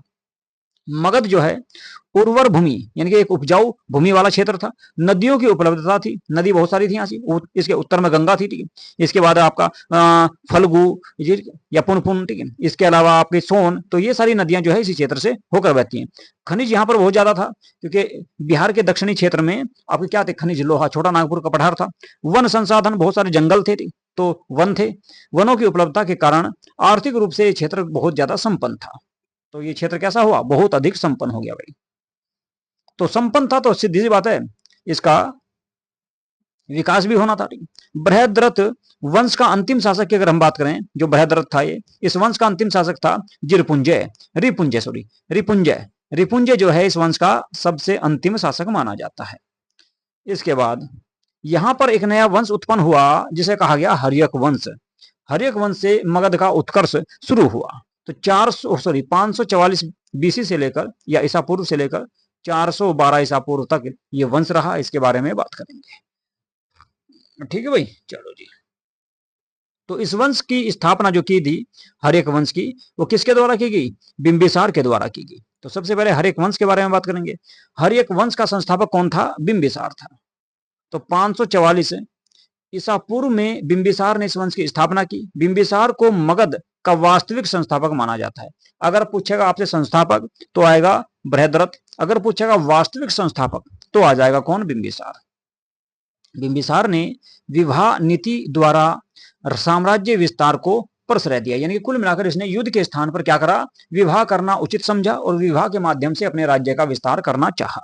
तो सबसे पहले इसने जो शादी की वो कौशल देवी के साथ की, जो कौशल की राजकुमारी थी। इसके अलावा इस विवाह के बाद इसे क्या हुआ? दहेज में काशी प्राप्त हुआ, जिसे अब वर्तमान में वाराणसी कहा जाता है। तो कौशल देवी के साथ शादी करने के कारण ये कौशल की राजकुमारी थी, तो इसको दहेज में मिल गया काशी। इसके बाद दूसरा जो विवाह किया इसने चेलन्ना के साथ किया। चेलहना या चेलन्ना इसको कहा जाता है। चेलन्ना लिच्छवी के राजा चेटक की पुत्री थी। तो आपका इनके भी साथ इसके अच्छे संबंध हुए और यहाँ से भी कुछ क्षेत्र इसको प्राप्त हो गया।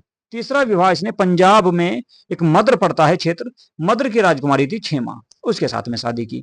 तो यहां से भी इसको कुछ क्षेत्र प्राप्त हुआ। तो कुल मिलाकर आपका मगध साम्राज्य जो है गंगा नदी के उत्तर में भी फैल गया, इधर आपका उत्तर प्रदेश तक चला गया, काशी तक, और फिर पंजाब में भी इसका कुछ प्रभाव देखने को मिलता है बिंबिसार का भाई। चलिए जी, इसके बाद अगर बात करें, बिंबिसार ने अवंती का एक शासक था। बिंबिसार ने अवंती के शासक चंडप्रद्योत के साथ मैत्री संबंध बनाए, क्योंकि ये भी एक प्रमुख शासक था। इस समय का चंडप्रद्योत जो है एक प्रमुख राजा था और इसके साथ बिंबिसार ने बना दिए, मित्रता कर ली, दोस्ती कर ली। बिंबिसार ने चंडप्रद्योत के उपचार के लिए अपने राजवेद जीवक को भेजा। जीवक इसका डॉक्टर था, तो उसका इलाज करने के लिए भेजा। पांडु नामक रोग हो गया था उसको भाई, ठीक है, जॉन्डिस जिसको कहा जाता है चंडप्रद्योत को, तो उसका इलाज करके आया है। तो इनके बीच में और अच्छी दोस्ती हो गई। बिंबिसार की अगर बात करें हत्या की, तो इसी के पुत्र ने 492 ईस्वी में, ठीक है, 492 ईसा पूर्व में ही इसके पुत्र अजातशत्रु ने इसकी हत्या कर दी और फिर अजातशत्रु गद्दी पर बैठा। तो 492 से 460 ईस्वी तक रहेगा कौन? 400 ईसा पूर्व तक रहेगा कौन? अजातशत्रु। अजातशत्रु को फिर इसका पुत्र मारेगा, ठीक है। चलो जी, अजातशत्रु के बारे में बात कर रहे थे। बिंबिसार के बाद हर एक वंश का शासक बना कौन? अजातशत्रु। अजातशत्रु का वास्तविक नाम था कुणिक। इसको कहा गया क्या भाई? कुणिक। तो कुणिक इसका वास्तविक नाम था। इसके अलावा बिंबिसार एवं कौशल देवी की मृत्यु के बाद कौशल के राजा प्रसेनजीत ने काशी वापस ले लिया, काशी पर कब्जा कर लिया वापस, जो इसने दहेज में दिया था। जिस कारण प्रसेनजीत का संघर्ष किसके साथ हुआ? अजातशत्रु के साथ में हुआ। अंततः अजातशत्रु ने प्रसेनजीत को पराजित करके काशी पर फिर से अधिकार कर लिया। तो कुल मिलाकर काशी को जीता किसने? अजातशत्रु ने। जो वापस ले लिया था किसने? काशी के राजा ने, या कौशल के राजा प्रसेनजीत ने काशी पर फिर से अधिकार कर लिया था, जो उसको दहेज में दिया गया था अपनी बहन को। चलो जी, आगे देखें। बाद में अजातशत्रु का विवाह प्रसेनजीत की पुत्री वाजिरा के साथ में हुआ। बाद में क्या हुआ? जब अजातशत्रु जीत गया, उसने काशी पर कब्जा कर लिया, तो बाद में प्रसेनजीत की पुत्री जो थी वाजिरा, उसके साथ में इसने शादी की। इस बात को याद रखना है, मोस्ट इंपोर्टेंट है भाई, एग्जाम में आ सकता है, ठीक है। तो अजातशत्रु की पत्नी का क्या नाम था? वाजिरा। अजातशत्रु ने वज्जी संघ और मल्लों को पराजित किया। वज्जी संघ जो ऊपर था आपका गंगा नदी के ऊपर, वैशाली वाला क्षेत्र, उस क्षेत्र को पराजित, वहां के राजाओं को पराजित किया, मल्लों को भी पराजित किया। अजातशत्रु प्रारंभ में जैन धर्म को मानता था शुरुआत में, लेकिन बाद में बौद्ध धर्म को मानने लगा दिया। तो कभी एग्जाम में आ जाए अगर ऑप्शन में जैन धर्म रहा तो जैन लगाना है, और बाद में बौद्ध धर्म को अपना लिया इसने। अजातशत्रु ने 483 ईसा पूर्व में राजगृह में सप्तकर्णी गुफा में या सप्तपर्णी गुफा में प्रथम बौद्ध संगति करवाई, यानी कि पहली बौद्ध बैठक का आयोजन भी अजातशत्रु के शासनकाल में ही हुआ था राजगृह में। इसके अलावा सिंहल अनुश्री के अनुसार 460 ईसा पूर्व में उदयन ने अपने पिता अजातशत्रु की हत्या कर दी, और उदयन जो है क्या करा, गद्दी पर बैठा। उदयन ने अपनी राजधानी क्या करा, राजगृह के स्थान पर एक नया शहर बसाया जिसे कहा गया पाटलिपुत्र। पाटलिपुत्र गंगा, सोन और गंडक नदी के संगम पर इस शहर की स्थापना की और पाटलिपुत्र को अपनी राजधानी बनाई। किसने? उदयन ने। उदयन के 3 पुत्र थे, अनिरुद्ध, मुंडक और नागदशक। नागदशक जो है इस वंश का सबसे अंतिम शासक था, है भाई। तो हर्यक वंश का अंतिम शासक कौन था? नागदशक, जो किसका पुत्र था? उदयन का पुत्र। तो उदयन के बाद में राजा बना कौन? अनिरुद्ध। अनिरुद्ध के बाद गंडक, और गंडक के बाद में नागदशक सबसे अंतिम शासक था हर्यक वंश का। तो हर्यक वंश में आपको राजा कौन कौन से याद रखने हैं? बिंबिसार, अजातशत्रु, उदयन, अनिरुद्ध, मुंडक, और सबसे अंतिम शासक थे नागदशक। ठीक है जी। इसके बाद एक नया वंश अब आया, शिशुनाग। शिशुनाग वंश आया। शिशुनाग वंश जो है इसने आपका क्या करा, इसने आपका हर्यक वंश के अंत किया था, और इसने हर्यक वंश के राजा नागदशक की हत्या करके ही शिशुनाग वंश की स्थापना की थी। अब थोड़ा सा देखेंगे भाई शिशुनाग वंश के बारे में। शिशुनाग वंश की अगर मैं बात करूं तो 412 से लेकर 344 ईसा पूर्व तक ये वंश रहा। शिशुनाग ने हर्यक वंश की जगह शिशुनाग वंश की स्थापना की, और शिशुनाग ने ही नागदशक की हत्या की थी, और ये उसी का मंत्री हुआ करता था। शिशुनाग ने वैशाली को अपनी राजधानी बनाई, यानी कि पाटलिपुत्र के स्थान पर इसने राजधानी बनाई। किसको? वैशाली को। सबसे पहले राजधानी थी क्या? राजगृह। उसके बाद बनी क्या? पाटलिपुत्र। अब बनेगी वैशाली। शिशुनाग ने अवंती के राजा अवंतीवर्धन को पराजित कर अवंती को मगध में शामिल कर लिया। अवंती पर भी कब्जा कर लिया किसने? जो एमपी में क्षेत्र, ये क्षेत्र एमपी में था, तो इस पे कब्जा किया किसने? शिशुनाग ने। तो कुल मिलाकर मगध साम्राज्य जो है मध्य प्रदेश तक फैल गया। इसके अतिरिक्त शिशुनाग वंश ने शिशुनाग ने वत्स जो क्षेत्र उत्तर प्रदेश में पड़ता था, इसके अलावा कौशाम्बी उत्तर प्रदेश को भी मगध में शामिल कर लिया, यानी कुल मिलाकर उत्तर प्रदेश का एक बहुत बड़ा क्षेत्र। इसके अलावा आपका पूरा बिहार और मध्य प्रदेश का क्षेत्र आपका शिशुनाग ने शामिल किया किसमें? मगध साम्राज्य में। इसके अलावा 394 ईसा पूर्व में शिशुनाग की मृत्यु होगी, और इसके बाद इसका पुत्र जिसका नाम था कालाशोक मगध का शासक बना। पुराणों में इसे काकवर्ण भी कहा गया है। क्या कहा गया? काकवर्ण कहा गया है किसको? कालाशोक को, पुराणों में। तो थोड़ी सी बात कालाशोक के बारे में कर लेते हैं। कालाशोक ने क्या हुआ? कालाशोक ने वैशाली में 383 ईसा पूर्व में दूसरी बौद्ध बैठक का आयोजन करवाया। तो दूसरी बौद्ध बैठक पहली अजातशत्रु के समय हुई, दूसरी जो बौद्ध बैठक हुई वो हुई आपकी किसके समय? कालाशोक के समय। क्योंकि पहली बैठक जो हुई थी वो 483 ईसा पूर्व में हुई, जब गौतम बुद्ध का देहांत हुआ था, और दूसरी जो बैठक हुई 100 साल बाद 383 ईसा पूर्व में हुई। इसके अलावा कालाशोक ने अपनी राजधानी चेंज कर ली। कहां सी? वैशाली के स्थान पर इसने राजधानी बना दी किसको? पाटलिपुत्र को फिर से। तो सबसे पहला राजधानी क्या थी? राजगृह, फिर बनी पाटलिपुत्र, फिर बनी वैशाली, और वैशाली से फिर से कालाशोक ने पाटलिपुत्र बना दी। चलो जी। कालाशोक की मृत्यु के बाद इसके 10 पुत्रों ने शासन किया। तो अंतिम जो शासक था इसका वो था नंदीवर्धन। नंदीवर्धन का सेनापति था महापद्मनंद। महापद्मनंद जो है नंदीवर्धन का सेनापति था, और उसी ने नंदीवर्धन की हत्या करके नंद वंश की स्थापना की। तो अब देख लो भाई नंद वंश को देख लेते हैं। नंद वंश जो है आपका ये 344 ईसा पूर्व से 321 ईसा पूर्व तक रहा। चलो जी, इसके बारे में देख लो। महापद्मनंद ने 344 ईसा पूर्व में शिशुनाग वंश को समाप्त करके नंद वंश की स्थापना की, और महापद्मनंद ने ही एक राट की उपाधि धारण की थी। ये मोस्ट इंपोर्टेंट है भाई आपके लिए एग्जाम में। कई बार एग्जाम में इस तरह से आपका आज एग्जाम में आ चुका है कि किस शासक ने एक राट या एक छत्र की उपाधि धारण की थी, तो वो था महापद्मनंद, नंद वंश का संस्थापक। इसके अलावा पाली ग्रंथों में महापद्मनंद को अग्रसेन कहा गया है। इसके अलावा पुराणों में इसे परशुराम का दूसरा अवतार भी बताया गया है। किसको? महापद्मनंद को। ठीक है भाई। और कौन से धर्म को मानता था? ये जैन धर्म को मानता था, क्योंकि इसने कलिंग पर आक्रमण करके जिनसेन की मूर्ति प्राप्त की थी। चलो जी, आगे देख लो। महापद्मनंद ने पांचाल, इक्ष्वाकु, काशी तो इसने कौन कौन से क्षेत्र मिला? एक तो पांचाल पर कब्जा किया, जहां की पांचाली थी, इक्ष्वाकु, काशी पे कब्जा किया, अस्मक पर कब्जा किया, कलिंग को पराजित किया, मैथिल आदि राज्यों को पराजित कर मगध साम्राज्य में शामिल कर लिए। अब तक 321 ईसा पूर्व तक के काल में मगध का सबसे अधिक विस्तार जो हुआ वो महापद्मनंद के काल में हुआ। तो कुल मिलाकर कहा जा सकता है कि अब तक का ये सबसे प्रमुख राजा था जी। हर एक वंश से लेकर शिशुनाग वंश और नंद वंश तक सबसे प्रमुख राजा माना गया किसको? महापद्मनंद को, क्योंकि इसने अपने साम्राज्य का विस्तार बहुत बड़े क्षेत्र पर किया। कुल मिलाकर पूरा उत्तर भारत और मध्य प्रदेश का क्षेत्र इसने अपने साम्राज्य में शामिल कर लिया। व्याकरण के महान विद्वान जिनका नाम था पाणिनि महापद्मनंद के समकालीन थे, यानी कि इसी के समय थे। इस वंश का अंतिम शासक की बात करें तो घनानंद हुआ। घनानंद के समय ही यूनानी शासक सिकंदर ने भारत पर आक्रमण किया। कब? 326 ईसा पूर्व में।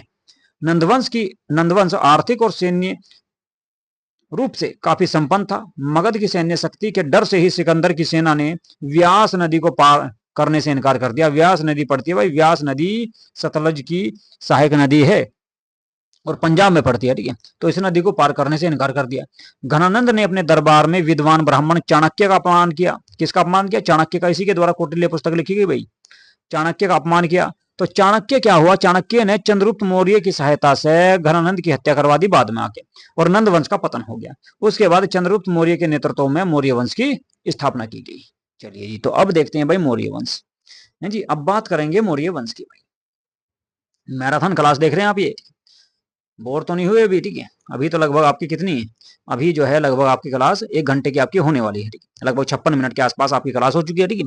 तो कुल मिलाकर आपका 2 क्लासों में कंप्लीट इस बुक को पूरा करा दूंगा। आपको टेंशन लेने की जरूरत नहीं बिल्कुल भी, ठीक है।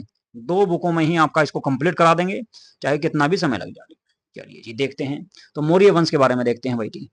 मौर्य वंश की अगर हम बात करें तो 321 ईसा पूर्व से लेकर 321 ईसा पूर्व से लेकर 184 ईसा पूर्व के आसपास तक ये वंश देखने को मिलता है। इस वंश के बारे में बात करेंगे। चलो जी, तो चंद्रगुप्त मौर्य को देखते हैं सबसे पहले। चंद्रगुप्त मौर्य इस वंश का संस्थापक था जो 321 से लेकर 298 ईसा पूर्व तक जिसने शासन किया।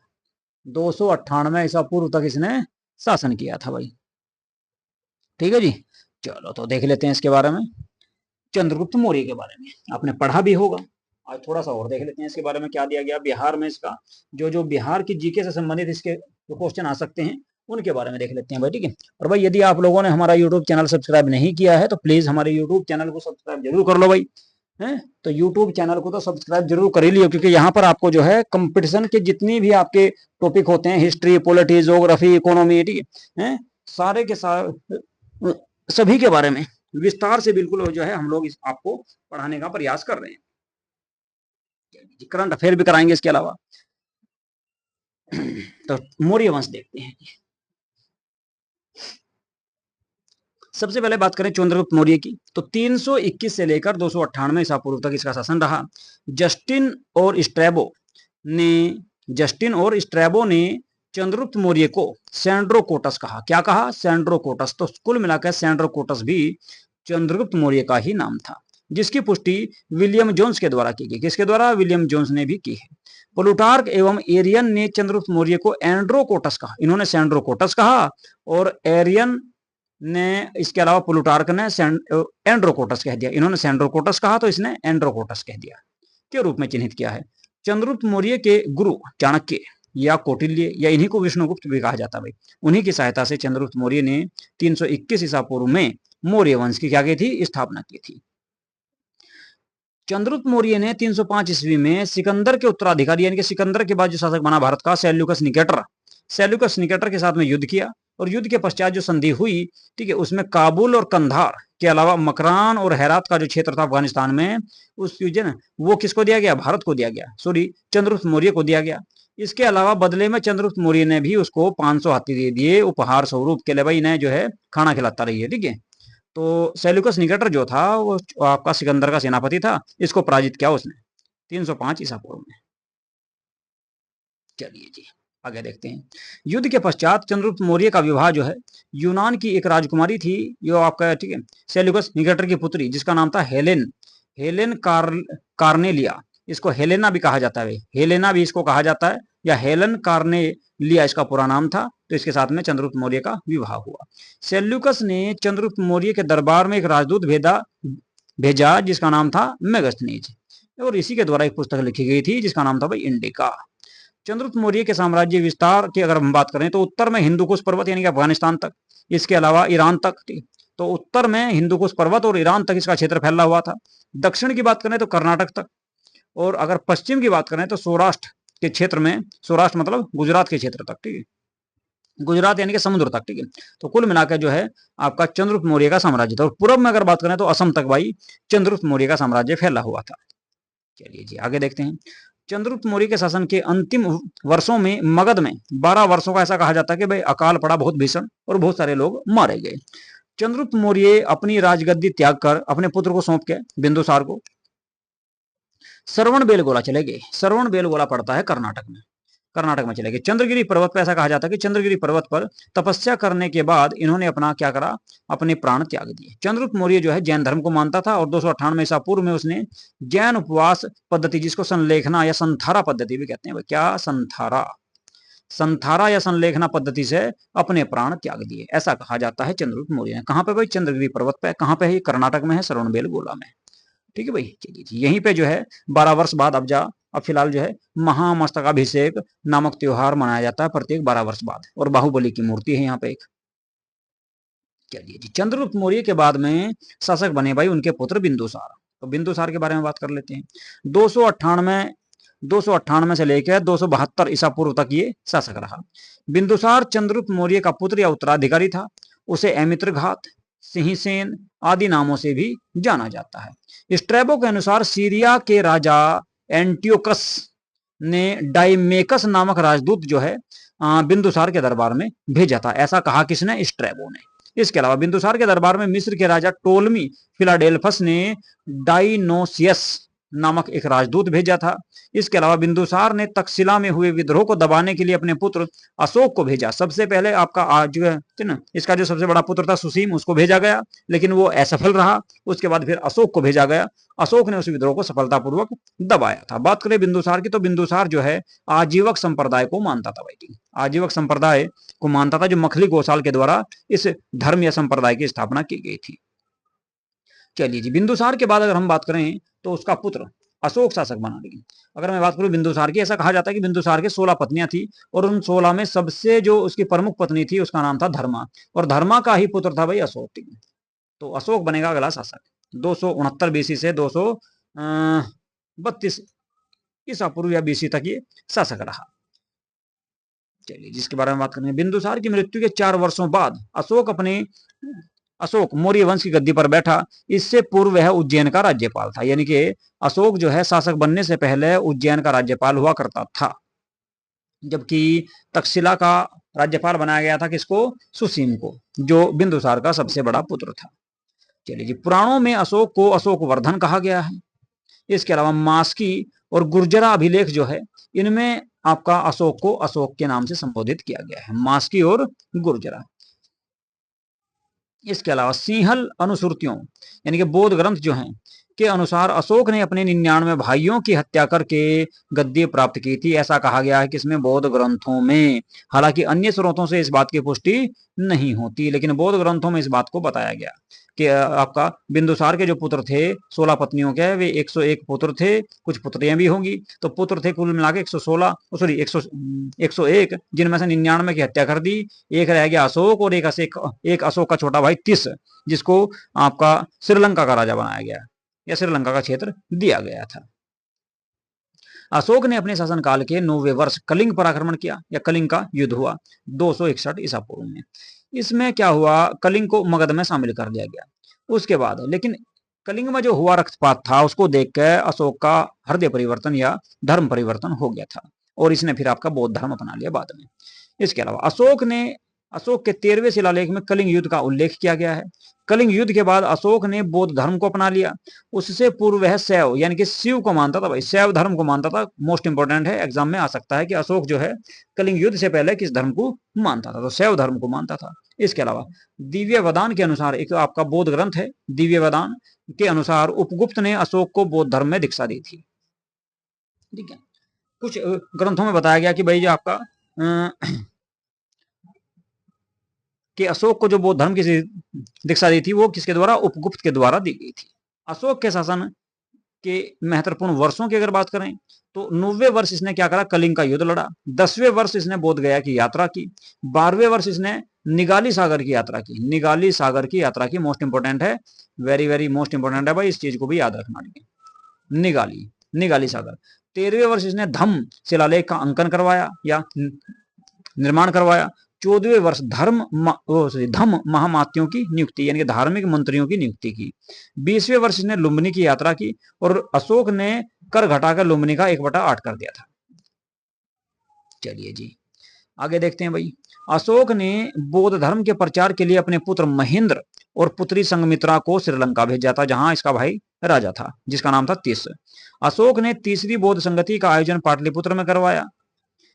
अशोक ने लगभग 37 वर्षों तक शासन किया। ऐसा कहा जाता है कि आपका 37 वर्षों तक इसने शासन किया।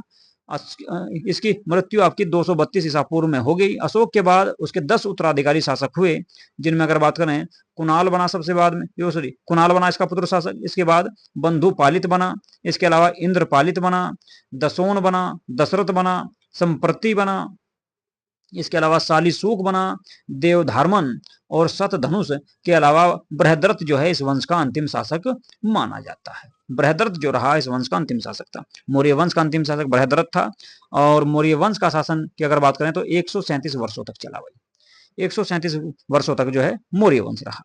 तो ये था भाई आपका मौर्य वंश। तो मौर्य वंश के बारे में जो बिहार से संबंधित आपकी जो जानकारी थी वे सारी की सारी मैंने आपको बता दी है। अब बात करेंगे बौद्ध धर्म और जैन धर्म के बारे में। तो बौद्ध धर्म और जैन धर्म को भी देख लेते हैं। चलिए जी बौद्ध धर्म के बारे में बात करते हैं। बौद्ध धर्म के बारे में आप सभी को पता ही है। इसके संस्थापक कौन थे भाई? गौतम बुद्ध। तो गौतम बुद्ध जो है वे बौद्ध धर्म के संस्थापक थे। चलिए सबसे पहले संस्थापक के बारे में देख लेते हैं। तो बौद्ध धर्म के संस्थापक थे गौतम बुद्ध।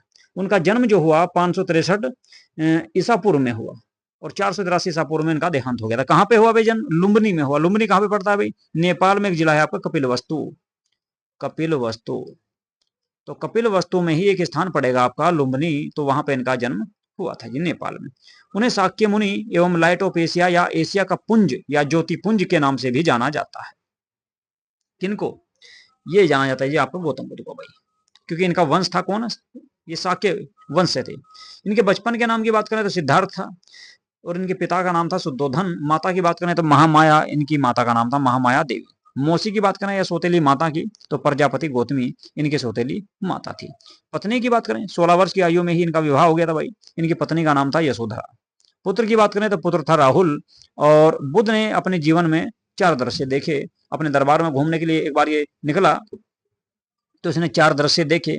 सबसे पहले जो है एक बूढ़ा व्यक्ति देखा, फिर एक बीमार व्यक्ति देखा और एक आपका शव देखा और उसके बाद एक सन्यासी। तो इसने देखा कि बूढ़ा व्यक्ति बहुत ज्यादा पीड़ित था भाई बीमारी से, बुढ़ापे में बहुत ज्यादा दुखी था बेचारा। इसके बाद एक बीमार व्यक्ति देखा, ये भी बहुत ज्यादा पीड़ा जो है पीड़ा से ग्रस्त था। इसके अलावा एक शव देखा, उसके पीछे बहुत सारे लोग जो है रोते हुए जा रहे थे। तो इसने अपने सारथी चाण से पूछा कि भाई ये है क्या? इसका सारथी था चाण, घोड़े का नाम था इसके भाई, सॉरी घोड़े का नाम था कंथक।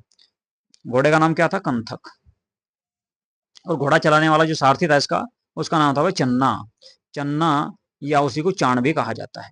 चन्ना या चाण के नाम से भी उसको जाना जाता है। तो उसने बताया भाई जीवन का सत्य यही है कि आपको भी एक दिन बुढ़ा होना है और बाद में जो है बीमारी आ जाती है तो पीड़ा होगी और सबको मर जाना है। फिर एक सन्यासी देखा, उसने देखा हुए आपका जितने भी आपकी 4 दृश्य देखे, इन चारों में सबसे जो सुखी जीवन जी रहा है वो एक सन्यासी जी रहा। तो गौतम बुद्ध ने सोचा भाई क्यों ना एक सन्यासी का जीवन जिया जाए। जब आपको मरना ही है, एंड में आकर मरना है, तो दुखी होकर क्यों मरे? जब तक जीना तो खुश रह के जियो। तो इसलिए उन्होंने सन्यास ग्रहण करने का निश्चय किया। उन्होंने 29 वर्ष की आयु में गृह त्याग कर दिया और सन्यास को अपना लिया। 6 वर्ष की कठोर तपस्या के बाद 35 वर्ष की आयु में उन्हें ज्ञान की प्राप्ति हुई और उन्हें उसके बाद क्या कहा गया? तथागत या बुद्ध कहा गया। ज्ञान प्राप्ति के बाद उन्हें तथागत या बुद्ध कहा गया। उन्हें ज्ञान की जो प्राप्ति हुई वो बैसाख पूर्णिमा के दिन हुई। उनका जन्म भी बैसाख पूर्णिमा के दिन हुआ, देहांत भी बैसाख पूर्णिमा के दिन ही होगा। तो इसीलिए बैसाख पूर्णिमा जो होती है उसको बुद्ध पूर्णिमा के नाम से मनाया जाता है। चलो जी, ज्ञान की प्राप्ति कहां पर हुई भाई? पीपल वृक्ष के नीचे हुई। नदी कौन सी थी? निरंजना या फल्गु नदी थी। ठीक है। अब उसको बोध गया कहा जाता है, उस क्षेत्र को बोध गया कहते हैं भाई। चलिए जी, बौद्ध धर्म के चार दर्शन, चार आर्य सत्य है। गौतम बुद्ध ने जो उपदेश दिए वो चार आर्य सत्य जो हैं, उन्होंने कहा कि दुख, संसार दुख में है। गौतम बुद्ध का यह कहना था कि संसार जो है वो दुख में है और संसार में हमेशा दुख रहेगा, है जी, आप इससे भाग नहीं सकते। इसके अलावा दुख समुदाय, दुख अकेला नहीं होगा, दुख जो है समुदाय में होगा, समूह में होगा। दुख का कारण बताया तृष्णा, तृष्णा मतलब लालच। दुख निरोध, दुख को समाप्त किया जा सकता है। दुख निवारण हेतु तृष्णा पर विजय आवश्यक है, यानी कि आपकी जो इच्छा शक्ति है उन पर विजय प्राप्त करनी होगी, तभी जाके आपका दुख समाप्त हो सकता है। दुख निरोध के मार्ग, दुख निवारण हेतु इन्होंने अष्टांगिक यानी कि 8 मार्ग बताए। गौतम बुद्ध ने दुख को समाप्त करने के 8 मार्ग बताए। कौन कौन से, उनके बारे में देख लेते हैं। सम्यक दृष्टि, यानी कि दृष्टि सही रखो। सम्यक का मतलब है सही।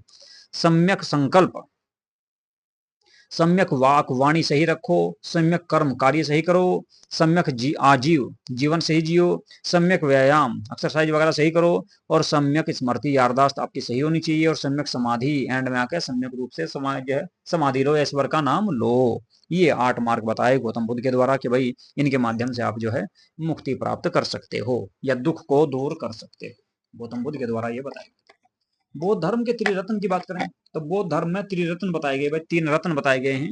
उनमें सबसे पहला अगर बात करें तो बुद्ध धम्म और संघ, बुद्ध धम्म और संघ, ये त्रिरत्न बताए गए हैं बौद्ध धर्म के। ठीक है, चलो जी इनको देख लेते हैं कौन कौन से हैं।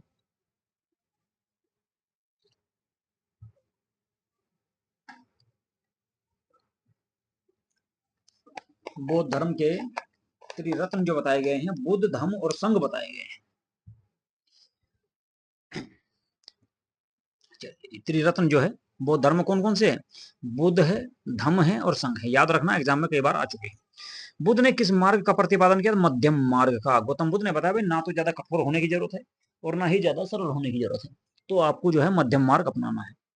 गौतम बुद्ध ने अपने जो उपदेश दिए वे पाली भाषा में दिए, जो उस समय की आम जनता की भाषा हुआ करती थी। इसके अलावा बुद्ध ने अपना पहला उपदेश कहाँ पे दिया था भाई, सारनाथ में दिया था। सारनाथ में कहाँ से, ऋषि पत्तनम का मर्गदांव नामक जो वन था, 5 ब्राह्मणों को यहाँ से अपने उपदेश दिए। बुद्ध ने सबसे अधिक उपदेश की बात करें तो श्रावस्ती में दिए, कौशल की राजधानी हुआ करती थी, और पाली भाषा में दिए।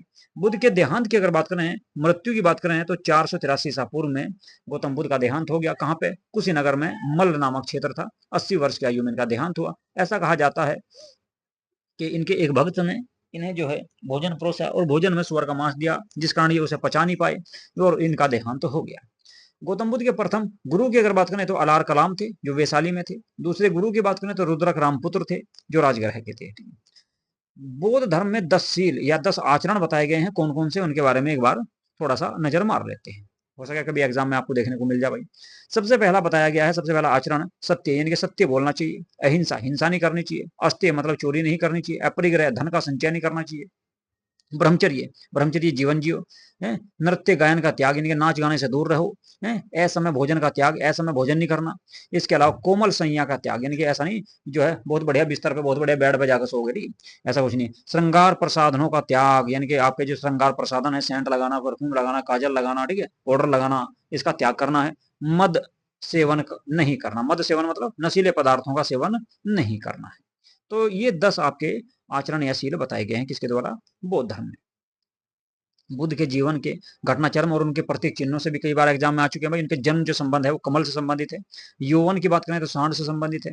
महाभिनिष्क्रमण का मतलब ग्रह त्याग, ये घोड़े से संबंधित है। संबोधि ज्ञान प्राप्ति, ज्ञान प्राप्ति पीपल वृक्ष के नीचे, बोधि वृक्ष जिसको कहा जाता है। महापरिनिर्वाण, देहांत की बात करें तो पदचिन्ह या स्तूप से संबंधित है भाई। और धर्म चक्र परिवर्तन या प्रथम उपदेश, ये चक्र से संबंधित है। तो ये आपके कुछ चिन्ह हैं जो गौतम बुद्ध के जीवन से संबंधित है। बौद्ध धर्म की चौथी, बौद्ध धर्म में 4 बौद्ध संगति हुई भाई, 4 बौद्ध बैठक हुई है के उपरांत 2 भागों में विभाजित हो गया बौद्ध धर्म। चौथी बौद्ध बैठक के बाद में बौद्ध धर्म जो है 2 भागों में बट गया था, हीनयान और महायान। हीनयान वे लोग थे जो परिवर्तन के विरोधी, यानी कि कुल मिलाकर उनका कहना था कि गौतम बुद्ध के अनुसार जो व्यवस्था बनाई गई है उसी को लागू करना है। महायान वे थे जो परिवर्तन के समर्थक थे, इनका कहना था कि भाई अभी समय के अनुसार हमें परिवर्तन कर लेना चाहिए। तो बौद्ध धर्म की आपकी 4 बैठक हुई थी। तो पहली बैठक की अगर मैं बात करूं, इसमें आपका दिया नहीं गया है, बौद्ध बैठक के बारे में दे रखी नीचे भाई, ठीक है, चलो वहीं पढ़ लेंगे तो ठीक है, नहीं तो अभी आपको बताता मैं।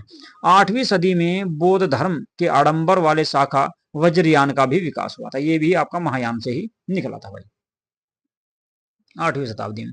बौद्ध धर्म के त्रिपिटक जो 3 प्रमुख पुस्तकें हैं, सबसे पहले शुद्ध पिटक, बुद्ध के उपदेशों का संकलन है इसमें। सबसे वृहद पिटक जिसका संकलन आनंद के द्वारा किया गया, याद रखना है आनंद ने इसकी रचना की थी पहली बैठक में। विनय पिटक ये भी पहली बैठक में हुआ। संघ के नियमों का संकलन इसमें किया गया है और ये उपाली के द्वारा लिखा गया। सबसे लघुत्तम पिटक जिसका संकलन उपाली ने किया था। अभिधम पिटक की बात करें तो बुद्ध के दार्शनिक विचारों का इसमें संकलन किया गया है। इस पिटक का संकलन मोगलीपुत्तिस के द्वारा किया गया, जो तीसरी बैठक में किया गया था भाई। चलो जी, बौद्ध धर्म की बैठक देख लेते हैं, जहां से क्वेश्चन आपको अक्सर देखने को मिलता है। पहली बैठक 483 ईसा पूर्व में हुई, राजगृह में। शासक थे अजातशत्रु, महाकश्यप इसके अध्यक्ष थे। सुत्त पिटक और विनय पिटक की रचना इसमें की गई थी। सुत्त पिटक किसने लिखा, अभी ऊपर बताया मैंने आपको, आनंद के द्वारा इसकी रचना की गई। विनय पिटक की रचना उपाली के द्वारा की गई। दूसरी बैठक 100 साल बाद 483 ईसा पूर्व में हुई, वैशाली में। कालाशोक इस समय राजा थे। सबा कामी या सबक मीर इनको कहा जाता है, ये अध्यक्ष हुआ करते थे भाई। इसमें महासंगिक और स्थाविर के रूप में बौद्ध धर्म का विभाजन हो गया। तीसरी बैठक 251 ईसा पूर्व के आसपास में हुई, पाटलिपुत्र में, अशोक के समय भाई। मोगलीपुत्तिस इसमें अध्यक्ष थे और इन्हीं के द्वारा अभिधम पिटक का संकलन किया गया। चौथी बौद्ध बैठक की बात करें तो इसे पहली शताब्दी ईसा पूर्व भी माना जाता है। कुछ जो है बुकों में 78 ईस्वी के आसपास भी इसको मानते हैं बेटी। कुंडलवन कश्मीर में हुई थी। कनिष्क इस समय राजा हुआ करते थे कुषाण वंश के। वसुमित्र अध्यक्ष थे, अशोक घोष उपाध्यक्ष थे। महायान और हीनयान में इसका विभाजन हो गया था। महायान मैंने बताया जो है, महायान और हीनयान में इसका विभाजन हो गया था। ठीक है जी, ये जो ऊपर बताया मैंने आपको हीनयान और महायान, ठीक है। तो हीनयान जो था, ये हीनयान के जो समर्थक थे हीनयान, ये तो आपके प्राचीन काल की, यानी कि गौतम बुद्ध की जो शिक्षाएं थी उन्हीं के अनुसार चलने वाले थे। और महायान जो थे ये परिवर्तनवादी थे, ये चाहते थे भाई बौद्ध धर्म में परिवर्तन हो जाए। इसके बाद बौद्ध धर्म का परम लक्ष्य है निर्वाण प्राप्त करना, मुक्ति प्राप्त करना। निर्वाण मतलब मुक्ति प्राप्त करना। बुद्ध के पुनर्जन्म की कथा को क्या कहा जाए, जातक कथा कहा जाता है। इनमें इनका उल्लेख किया गया है। चैत्य की बात करें तो चैत्य जो है बौद्ध धर्म का पूजा ग्रह है, मंदिर है एक तरह से। स्तूप की बात करें तो बौद्ध धर्म के पवित्र अवशेषों का संग्रह स्थल इसको माना जाता है। और विहार की बात करें तो जहां बौद्ध भिक्षुक निवास करते हैं उनको कहा जाता है विहार। ठीक है भाई, चलो तो ये था भाई पूरा पूरा आपका बौद्ध धर्म। अब देख लेते हैं भाई जैन धर्म के बारे में। चलिए जी, जैन धर्म को देख लेते हैं। जैन धर्म के बारे में हम बात करेंगे। चलिए जी, जैन धर्म के संस्थापक भाई ऋषभदेव को माना जाता है। किनको, ऋषभदेव को जैन धर्म के संस्थापक माना जाता है। तो कुल इसमें आपके 24 तीर्थंकर हुए जैन धर्म में। कुल अगर बात करेंगे तो 24 तीर्थंकर हुए। कितने, 24। चलो जी, तो इस धर्म के कौन थे भाई, जैन धर्म के संस्थापक ऋषभदेव थे। वे जैन धर्म के प्रथम तीर्थंकर भी माने जाते हैं। इन्हें आदिनाथ, ऋषभनाथ या ऋषभदेव के नाम से भी जाना जाता है, या वृषभनाथ भी इसको कहा जाता है। जैन धर्म में कुल 24 तीर्थंकर हुए और 23वें तीर्थंकर की अगर बात करें तो पार्श्वनाथ थे। कौन थे भाई, पार्श्वनाथ, जिनका जन्म काशी में हुआ था। इनके पिता का नाम अश्वसेन था, ये काशी के राजा थे। और इन्हें ज्ञान की प्राप्ति सम्मेद पर्वत पर हुई, जो वर्तमान झारखंड में है। इन्होंने 4 महाव्रत दिए, 4 शिक्षाएं दी, 4 ज्ञान दिए। एक तो कहा भाई सत्य बोलना चाहिए हमेशा। दूसरा कहा अहिंसा, यानी कि हिंसा नहीं करनी। अस्त्य मतलब चोरी नहीं करनी। और अपरिग्रह का मतलब धन का संचय नहीं करना। 5वां महाव्रत जो था ब्रह्मचर्य, महावीर स्वामी के द्वारा जोड़ा जाएगा। आगे इसके बारे में बताऊंगा भाई। तो अब बात करेंगे महावीर स्वामी के बारे में, जो इस धर्म के सबसे वास्तविक संस्थापक माने जाते हैं। जैन धर्म के 24वें तीर्थंकर थे। महावीर स्वामी को ही जैन धर्म का वास्तविक संस्थापक माना जाता है। उनके जन्म की बात करें तो 540 ईसा पूर्व में इनका जन्म हुआ। कहाँ पे भाई, ठीक है, कुछ जगहों में या कुछ पुस्तकों में देखने को मिल जाएगा आपका 499 ईसा पूर्व की। तो कुंडग्राम वैशाली में पड़ता है, कुंडग्राम बिहार में, यहाँ पे इनका जन्म हुआ। पिता की बात करें तो सिद्धार्थ इनके पिता थे। जात्रक कुल के प्रधान हुआ करते थे या राजा हुआ करते थे। माता की बात करें तो त्रिशाला थी। लिच्छवी गणराज्य की राजकुमारी थी भैया। पत्नी की बात करें यशोदा, और इनकी एक पुत्री थी जिसका नाम था प्रियदर्शनी या अणुजा, इनकी पुत्री थी। दामाद की बात करें जमाली या जामाली इनको कहा जाता है, ये इनके दामाद थे। और पहले शिष्य भी इनके यही थे भाई। इन्होंने 30 वर्ष की आयु में ग्रह त्याग किया। 12 वर्षों की कठोर तपस्या के बाद 42 वर्ष की आयु में इन्हें केवल्य ज्ञान की प्राप्ति हुई। जैन धर्म में ज्ञान प्राप्ति को केवल्य कहा गया और वहां पे निर्वाण कहा जाएगा। बौद्ध धर्म में की प्राप्ति कहां पे हुई, जराम्भिक ग्राम, जुम्भिक या जराम्भिक ग्राम में हुई। कहां पे, ऋजुपालिका नदी के किनारे साल वृक्ष के नीचे। उन्हें पीपल वृक्ष के नीचे हुई थी, इन्हें साल वृक्ष के नीचे। उनकी नदी का नाम क्या था? फल्गु या निरंजना। इनकी नदी का नाम है क्या? ऋजुपालिका। जैन धर्म के त्रिरत्न, बौद्ध धर्म में त्रिरत्न क्या थे? बुद्ध, संघ, धम्म। धम्म, बुद्ध, संघ। बुद्ध, संघ और धम्म, ठीक है। जबकि जैन धर्म के त्रिरत्न क्या है? सम्यक दर्शन, सम्यक ज्ञान और सम्यक आचरण। इनको भी याद रखना आपको, कई बार ये भी एग्जाम में आ चुके हैं। जैन धर्म के त्रिरत्न।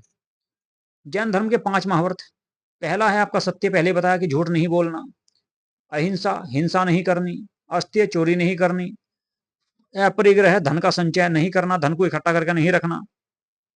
और 5वां जोड़ा महावीर स्वामी के द्वारा, ये ऊपर के जोड़े थे भाई आपके ऋषभदेव के द्वारा, सॉरी उनके द्वारा आगे कि जो आपके 23वें तीर्थंकर थे। जैन धर्म के 23वें तीर्थंकर जो थे, जिनका नाम क्या था? जैन धर्म के 23वें तीर्थंकर, ये लिखवाया था ना यहाँ से, ठीक है। ये यहाँ पे देखो, ये रे पार्श्वनाथ, ठीक है। तो उन्होंने जोड़े 4, 5वां जोड़ दिया इन्होंने ब्रह्मचर्य, इंद्रियों को वश में करना, यानी कुल मिलाकर ब्रह्मचर्य जीवन जीना हमेशा। चलिए जी, 5वां महाव्रत महावीर स्वामी के द्वारा प्रतिपादित किया गया था ब्रह्मचर्य जो है। इसके अलावा एकांतवाद या स्यादवाद या सप्तभंगी ज्ञान सिद्धांत का संबंध भी जैन धर्म से ही है। और महावीर स्वामी ने अपना पहला उपदेश राजगृह में दिया। उन्होंने कहा से? उन्होंने दिया था सारनाथ में, इन्होंने दिया राजगृह में। जैन धर्म के तीर्थंकरों की बात करें और उनके प्रतीक चिन्ह, कई बार एग्जाम में आपके यहाँ से एग्जाम में देखने को मिलते हैं भाई। जैसे प्रथम तीर्थंकर थे जिनका नाम था ऋषभदेव, ये बैल या वृषभ से संबंधित थे। द्वितीय तीर्थंकर जो है अजीतनाथ थे, हाथी से संबंधित थे। 23वें की बात करें तो पार्श्वनाथ, ये सांप से संबंधित थे। और महावीर स्वामी जो 24वें थे, ये शेर या सिंह से संबंधित थे भाई। महावीर स्वामी के अतिरिक्त 12वें तीर्थंकर वासु पूज्य का जन्म भी बिहार में ही हुआ था, ये भी आपको याद रखना है। वासु पूज्य जो थे, इनका जन्म भी भाई बिहार में हुआ था। जैन बैठक की बात करें, 2 जैन संगतियां हुई, बैठक हुई। तो पहली जो हुई 310 ईसा पूर्व में हुई, पाटलिपुत्र बिहार में।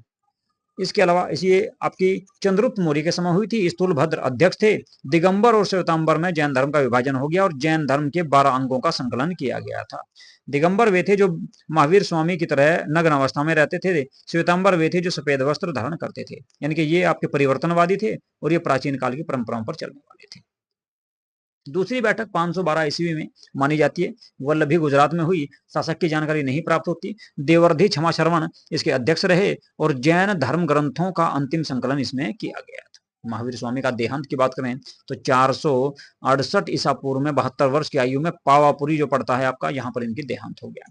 जैन धर्म का विभाजन की बात करें तो प्रथम जैन संगति में श्वेतांबर और दिगंबर के रूप में इनका विभाजन हो गया।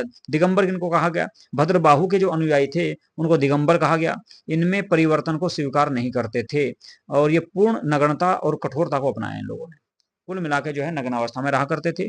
महावीर स्वामी के काल से जो चला रहा था उसी काल को चलाना या उसी परंपरा को चलाना चाहते थे।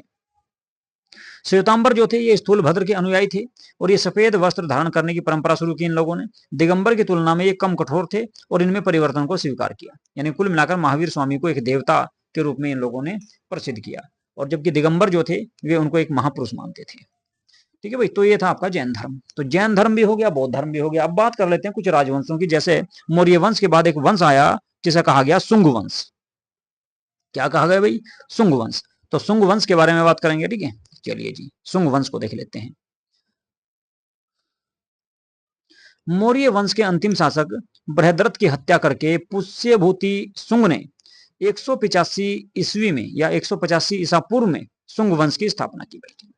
तो शुंग वंश की स्थापना किसने की? पुष्यमित्र शुंग के द्वारा की गई, बृहद्रथ की हत्या करके। यदि भाई आप लोगों ने हमारा यूट्यूब चैनल सब्सक्राइब नहीं किया है तो प्लीज हमारा यूट्यूब चैनल सब्सक्राइब जरूर कर लो, क्योंकि यहाँ पर आपको यूजीसी नेट के पेपर 1 और पेपर 2 दोनों कंप्लीट कराए जा रहे हैं। इसके अलावा बिहार जी के आप देख ही रहे हैं, करंट अफेयर आपको देखने को मिलेगी। इसके अलावा मूल विधि, इसके अलावा हिस्ट्री, पॉलिटी, ज्योग्राफी और सब्जेक्ट भी यहाँ पर आपको सब लगभग सभी सब्जेक्ट आपको जीके के कंप्लीट सब्जेक्ट आपको इसमें देखने को मिलेंगे। तो इसलिए बहुत ज्यादा मोस्ट इंपोर्टेंट है आपके लिए चैनल, तो आप इसको सब्सक्राइब कर सकते हैं। पुष्यमित्र शुंग ब्राह्मण था और ये वीडियो भाई यदि ये वीडियो आपको अच्छी लग रही है और ये आपके लिए लाभदायक है तो प्लीज जो है हमारे यूट्यूब जो है इस वीडियो को लाइक और शेयर जरूर कर दो, ठीक है। चलिए जी देखते हैं। तो पुष्यमित्र शुंग जो था ये एक ब्राह्मण था और वह बृहद्रथ का पहले सेनापति हुआ करता था। पुष्यमित्र ने क्या करा? सेनानी की उपाधि धारण की। ये मोस्ट इंपोर्टेंट है, देख लो। सेनानी की उपाधि इसने धारण की और इसने यवनों के आक्रमण को विफल कर दिया। जो यूनानी आक्रमण हुआ करते थे उनको विफल किया। पुष्यमित्र शुंग ने 2 अश्वमेध यज्ञ करवाए। इसमें पुरोहित कौन था? पतंजलि, जिसके द्वारा योग की स्थापना की जाएगी। पुष्यमित्र की मृत्यु के बाद उसका पुत्र अग्निमित्र शुंग शासक बना। 148 ईसा पूर्व में ये राजा बना था। कालिदास के नाटक मालविकाग्निमित्रम में अग्निमित्र और मालविका की प्रेम कहानी के बारे में जानकारी हमको प्राप्त होती है। इस वंश का अंतिम राजा की बात करें, ठीक है, शुंग वंश की, तो वो कौन था भाई? देवभूति। देवभूति इस वंश का अंतिम राजा था। इसके बाद बात करें कर्ण वंश की। कर्ण वंश जो है, इसकी स्थापना वसुमित्र के द्वारा की गई और इसने देवभूति की हत्या की। ठीक है, पुष्यमित्र शुंग शुंग वंश का जो अंतिम राजा था देवभूति, उसकी हत्या करके पुष्यमित्र के द्वारा आपका कर्ण वंश की स्थापना की गई। वसुमित्र शुंगों के अमात्य या मंत्री हुआ करते थे। वसुमित्र जो था ये शुंग वंश के राजाओं के दरबार में मंत्री हुआ करता था। तो कर्ण वंश भी एक ब्राह्मण वंश था। इस वंश के अंतिम राजा की बात करें तो सुशर्मा था। कौन था? सुशर्मा। सातवाहन वंश के संस्थापक सिमुक ने सुशर्मा की हत्या करके कर्ण वंश का अंत कर दिया और सातवाहन वंश की स्थापना की। तो आगे पढ़ेंगे कौन सा वंश? सातवाहन वंश। एक सातवाहन को बाद में पढ़ेंगे, पहले कुषाण वंश देख ले। क्योंकि देखो भाई, सातवाहन वंश नहीं पढ़ा जाएगा क्योंकि सातवाहन वंश था आपका महाराष्ट्र के क्षेत्र में, जबकि हम पढ़ रहे हैं बिहार जी के। तो आपका जो है सातवाहन वंश को हम इसमें नहीं पढ़ेंगे, केवल हम बिहार के जी के को ही इसमें पढ़ने वाले हैं। तो बिहार में आएंगे फिर कौन? कुषाण वंश। ठीक है, चलिए जी, कुषाण वंश के बाद देख लें। भारत आने वाले विदेशियों में कुषाण सबसे अंतिम थे। विदेशियों के आने के क्रम में हिंद यूनानी, शक और पहलव कुषाण थे। हिंद यूनानी आए, शक आए, पहलव आए और कुषाण आए। तो कुषाण सबसे बाद में आए। कुषाण चीन के यूची या तोखरी जाति से संबंधित थे। अब देखो, हिंद यूनानी और शक ये आपके और पहलव ये बिहार में नहीं आए, इसलिए जो है बिहार की जीके में इनको पढ़ा नहीं जाता भाई। ठीक है, सामान्य जीके जब पढ़ाऊंगा आपको तो उसमें ये सारे वंश पढ़ने को देखने को मिलेंगे। यहाँ पढ़ना हमें कुषाण वंश। तो कुषाण चीन के यूची या तोखरी जाति से संबंधित थे। कुषाण वंश का संस्थापक था कुजुल कडफिसेस। याद रखना है, कुजुल कडफिसेस जो था कुषाण वंश का संस्थापक था। इस वंश का सबसे प्रमुख शासक की बात करें तो कनिष्क था। कुषाण वंश की राजधानी पुरुषपुर या पेशावर थी और दूसरी थी मथुरा। किसने बनाई? कनिष्क ने। तो कनिष्क की दो राजधानी हुआ करती थी, पेशावर और मथुरा। पेशावर को पहले पुरुषपुर कहा गया, जो आपकी पाकिस्तान में है, और मथुरा आपका उत्तर प्रदेश में। अश्वमेघ, जिन्होंने बुद्ध चरित की रचना की, को कनिष्क ने पाटलिपुत्र से जीता था भाई, विजित किया था। कनिष्क के समय गांधार, मथुरा कला का बहुत बड़ा विकास, यह वो सॉरी गांधार और मथुरा कला का बहुत विकास हुआ। कनिष्क के जो काल में गांधार और मथुरा कला का बहुत तेजी से विकास हुआ। कनिष्क ने चौथी बौद्ध संगति का आयोजन करवाया कुंडलवन कश्मीर में। कनिष्क ने ही 78 ईस्वी में राजा बनने के अवसर पर शक संवत जारी करवाया। कनिष्क के समय सिल्क मार्ग, जो चीन के साथ व्यापार हुआ करता था, है जी, सिल्क मार्ग पर कुषाणों का अधिपत्य हो गया। तो इसीलिए कनिष्क ने सबसे शुद्ध सोने के सिक्के जारी किए थे भाई। चलिए जी, अब बिहार में आता है फिर बाद में कौन सा? गुप्त वंश। तो गुप्त वंश के बारे में बात करेंगे। गुप्त वंश को भारत का जो है स्वर्ण युग भी कहा जाता है, क्योंकि सोने के सिक्के सबसे ज्यादा इसी काल में जारी हुए थे। गुप्त वंश की स्थापना की बात करें तो श्रीगुप्त के द्वारा की गई 240 ईसा पूर्व से 280 सॉरी 240 ईस्वी से लेकर एडी आ गया भाई, एडी ईस्वी 240 ईस्वी से लेकर 280 ईस्वी के बीच में इसने शासन किया। इसके बाद श्रीगुप्त का उत्तराधिकारी घटोत्कच बना, घटोत्कच गुप्त बना, जो 280 से 320 तक राजा रहा।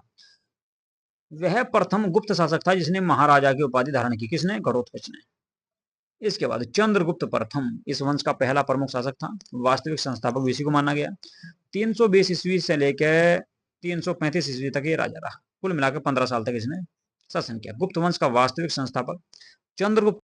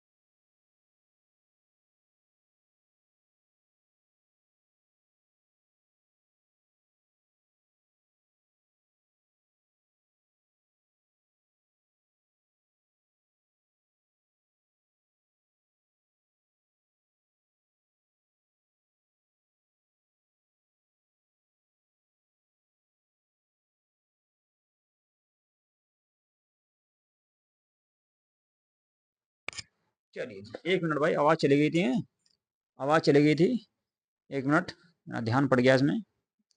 चलिए जी, बीच में आवाज चली गई थी भाई, ठीक है, 1 मिनट, ठीक है, माफी चाहता हूँ, थोड़ी सी गलती हो गई थी। चलिए भाई, आवाज के बारे में ध्यान ही नहीं दिया मैंने। चलो जी, आवाज देख लेते हैं अब जा। अब तो आ रही होगी ठीक आवाज। अच्छा करा भाई तुमने बता दिया है। तो इससे पहले मैंने जो बात की, वो बात की भाई किसके बारे में, ये देखो एक बार दोबारा से फिर से बता देता हूँ, ठीक है, गुप्त वंश के बारे में, ठीक है। गुप्त वंश से ही आपकी जो है ना आवाज इसमें गायब होगी भाई, ठीक है। ये लो जी, कुषाण वंश तो हो गया था, गुप्त वंश, ठीक है। तो गुप्त वंश में, गुप्त वंश की स्थापना जो की गई थी श्रीगुप्त के द्वारा की गई थी। और जो है, इसके बाद आपके घटोत्कच राजा बने, उसके बाद चंद्रगुप्त प्रथम बने, और चंद्रगुप्त प्रथम को ही वास्तविक संस्थापक माना जाता है गुप्त वंश का, जिनके द्वारा 320 ईस्वी में गुप्त संवत भी चलाया गया था। इन्होंने कुमार देवी के साथ विवाह किया, लिच्छवी की राजकुमारी थी, और महाराजा राज की उपाधि धारण की।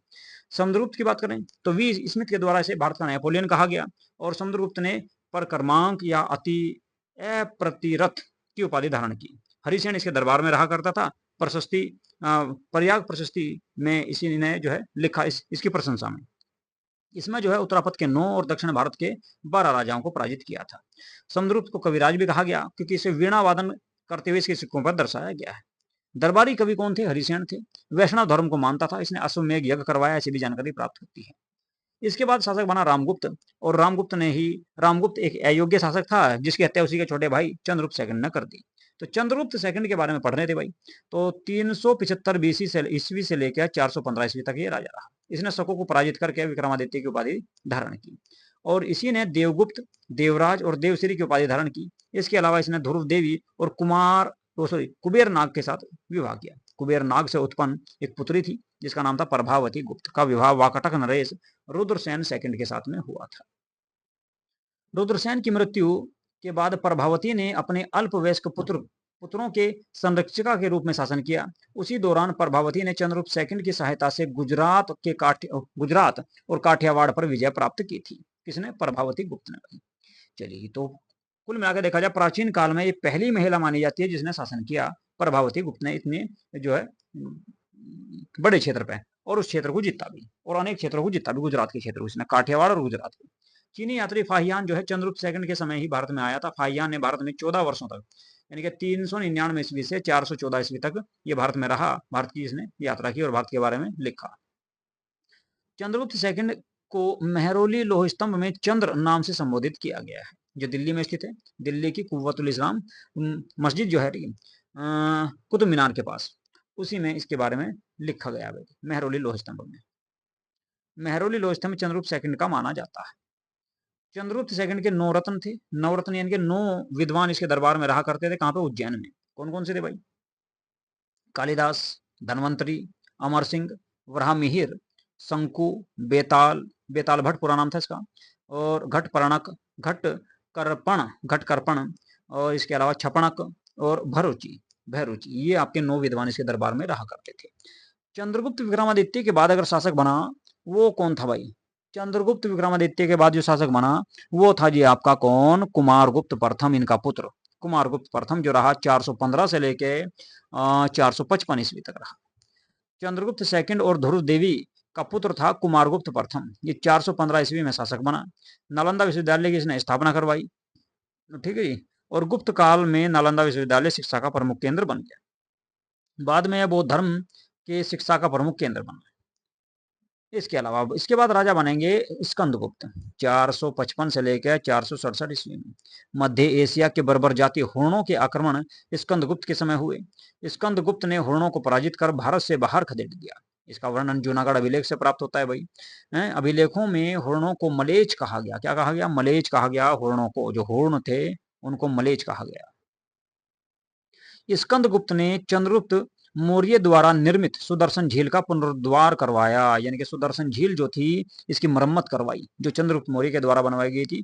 कहां पे है भाई? ये गुजरात में। इसके अलावा स्कंदगुप्त ने ही सक्रादित्य की उपाधि भी धारण की थी, शकों को हराने के बाद। गुप्त वंश का अंतिम शासक की बात करें तो विष्णुगुप्त था। गुप्त वंश के समय मगध वंश का अंत हो गया। गुप्त वंश के समय ही मगध साम्राज्य या मगध वंश का अंत हो गया। इतिहासकार वी.ए. स्मिथ ने सांस्कृतिक उपलब्धियों के कारण गुप्त काल को स्वर्ण युग कहा है। इसके बाद बिहार में अगर हम बात करेंगे तो आएगा भाई तुम्हारा कौन सा वंश? पाल वंश। तो थोड़ी सी पाल वंश के बारे में बात कर लेते हैं। पाल वंश की स्थापना गोपाल के द्वारा की गई और 750 ईस्वी में इसने इस वंश की स्थापना की थी। गोपाल ने ओदंतपुरी विश्वविद्यालय की स्थापना की बिहार शरीफ में। बिहार शरीफ जो जिला है आपका बिहार का, यहाँ पर ओदंतपुरी विश्वविद्यालय बनाया। और इस वंश का सबसे प्रमुख शासक था धर्मपाल। धर्मपाल ने भी आपका भागलपुर में एक विश्वविद्यालय बनवाया, विक्रमशिला विश्वविद्यालय। दोनों बौद्ध धर्म से संबंधित थे। सोम विहार, सोमपुर महाविहार वर्तमान में बांग्लादेश में चला गया भाई। इसका निर्माण भी धर्मपाल के द्वारा करवाया गया था। धर्मपाल ने त्रिपक्षीय संघर्ष में प्रतिहारों और राष्ट्रकूटों के साथ में संघर्ष किया। धर्मपाल प्रतिहार शासक वत्सराज से पराजित हुआ और बाद में धर्मपाल ने राष्ट्रकूट शासक धुर और प्रतिहार शासक वत्सराज को भी पराजित किया। उसने कुछ समय के लिए कन्नौज पर भी अधिकार कर लिया था। धर्मपाल ने उत्तरापथ स्वामी की उपाधि धारण की थी धर्मपाल ने, और धर्मपाल के बाद इसका पुत्र देवपाल 810 ईस्वी में राजा बना था। कौन बना? देवपाल। देवपाल ने मुंगेर को अपनी राजधानी बनाई, जो वर्तमान बिहार का जिला है भाई। देवपाल ने जावा, जो इंडोनेशिया है, जावा के शैलेंद्र वंशी शासक बलदेव पुत्र या बालदेव पुत्र को नालंदा में विहार बनवाने के लिए 5 गांव दान में दिए थे। ये भी क्वेश्चन कई बार एग्जाम में आपको देखने को मिला। किसने दिए? देवपाल ने। जावा के शासक शैलेंद्र वंशी शासक थे, बाल पुत्र देव। देवपाल के बाद विग्रहपाल, उसके बाद महिपाल, महिपाल के बाद रामपाल आदि शासक बने। पाल कालीन कांस्य की मूर्ति अपनी कलात्मकता के लिए काफी प्रसिद्ध है और धीमन तथा विठपाल इस कला के प्रवर्तक माने जाते हैं। धीमन और विठपाल, ठीक है भाई। तो रामपाल आदि इसके शासक थे, प्रमुख शासक रहे। अब बात करें प्राचीन बिहार के विभिन्न वंश शासक और उनकी राजधानी से संबंधित थोड़े से टॉपिक हैं, उनको देख लेते हैं भाई एक बार, ठीक। चलिए जी, बृहद्रथ के बारे में हमने सबसे पहले पढ़ा। ये क्या था? ये आपका मगध साम्राज्य का संस्थापक था। राजधानी क्या थी इसकी? गिरिव्रज या राजगृह है। मगध राज्य की प्रथम राजधानी। बिंबिसार गिरिव्रज या राजगृह रही। हर्यक वंश का संस्थापक था। उदयन के समय पाटलिपुत्र बनेगी। शिशुनाग ने बनाई वैशाली को। कालाशोक ने किसको बनाई थी? पाटलिपुत्र को। फिर से नंद वंश में पाटलिपुत्र रही। मौर्य वंश के समय भी पाटलिपुत्र रही। कुषाण वंश के समय पुरुषपुर और मथुरा राजधानी बन गई थी। इसके अलावा गुप्त वंश में फिर से पाटलिपुत्र बन गई और भाई पाल वंश में रही मुंगेर राजधानी, ठीक है। प्राचीन बिहार के जो आपके इतिहास के प्रमुख साहित्य हैं, पुस्तकें हैं, उनको भी देख लेते हैं एक बार, जो हमने पीछे पढ़े हैं। तो अर्थशास्त्र पढ़ा सबसे पहले, तो ठीक है। अर्थशास्त्र पुस्तक किसकी थी? कौटिल्य की। राज्य प्रबंध के लिए इसमें जानकारी प्राप्त होती है। बुद्ध चरित अशोक घोष की थी। बौद्ध धर्म का महाकाव्य इसको माना जाता है।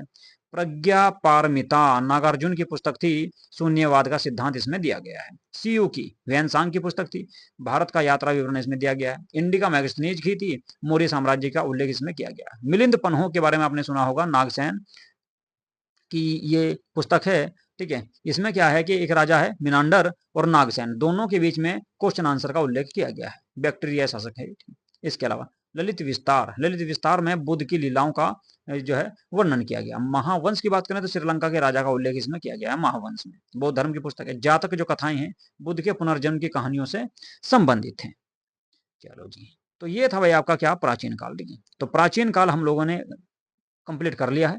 आज जो पढ़ेंगे, तो अगली क्लास में जो पढ़ना हमको, वो पढ़ेंगे हम भाई क्या? मध्यकालीन बिहार या मध्यकालीन बिहार का इतिहास। अगली क्लास में मध्यकालीन बिहार का इतिहास पूरा कर लेंगे और तीसरी क्लास में हम जो कंप्लीट कर लेंगे वो करेंगे भाई क्या? तीसरी क्लास में कर देंगे आधुनिक बिहार का इतिहास कंप्लीट। तो कुल मिलाकर 3 क्लासों में मैं इसको कंप्लीट करा दूंगा भाई, ठीक है। चलिए, तो आपकी आज की इस मैराथन क्लास को आज यहीं पे करते हैं समाप्त।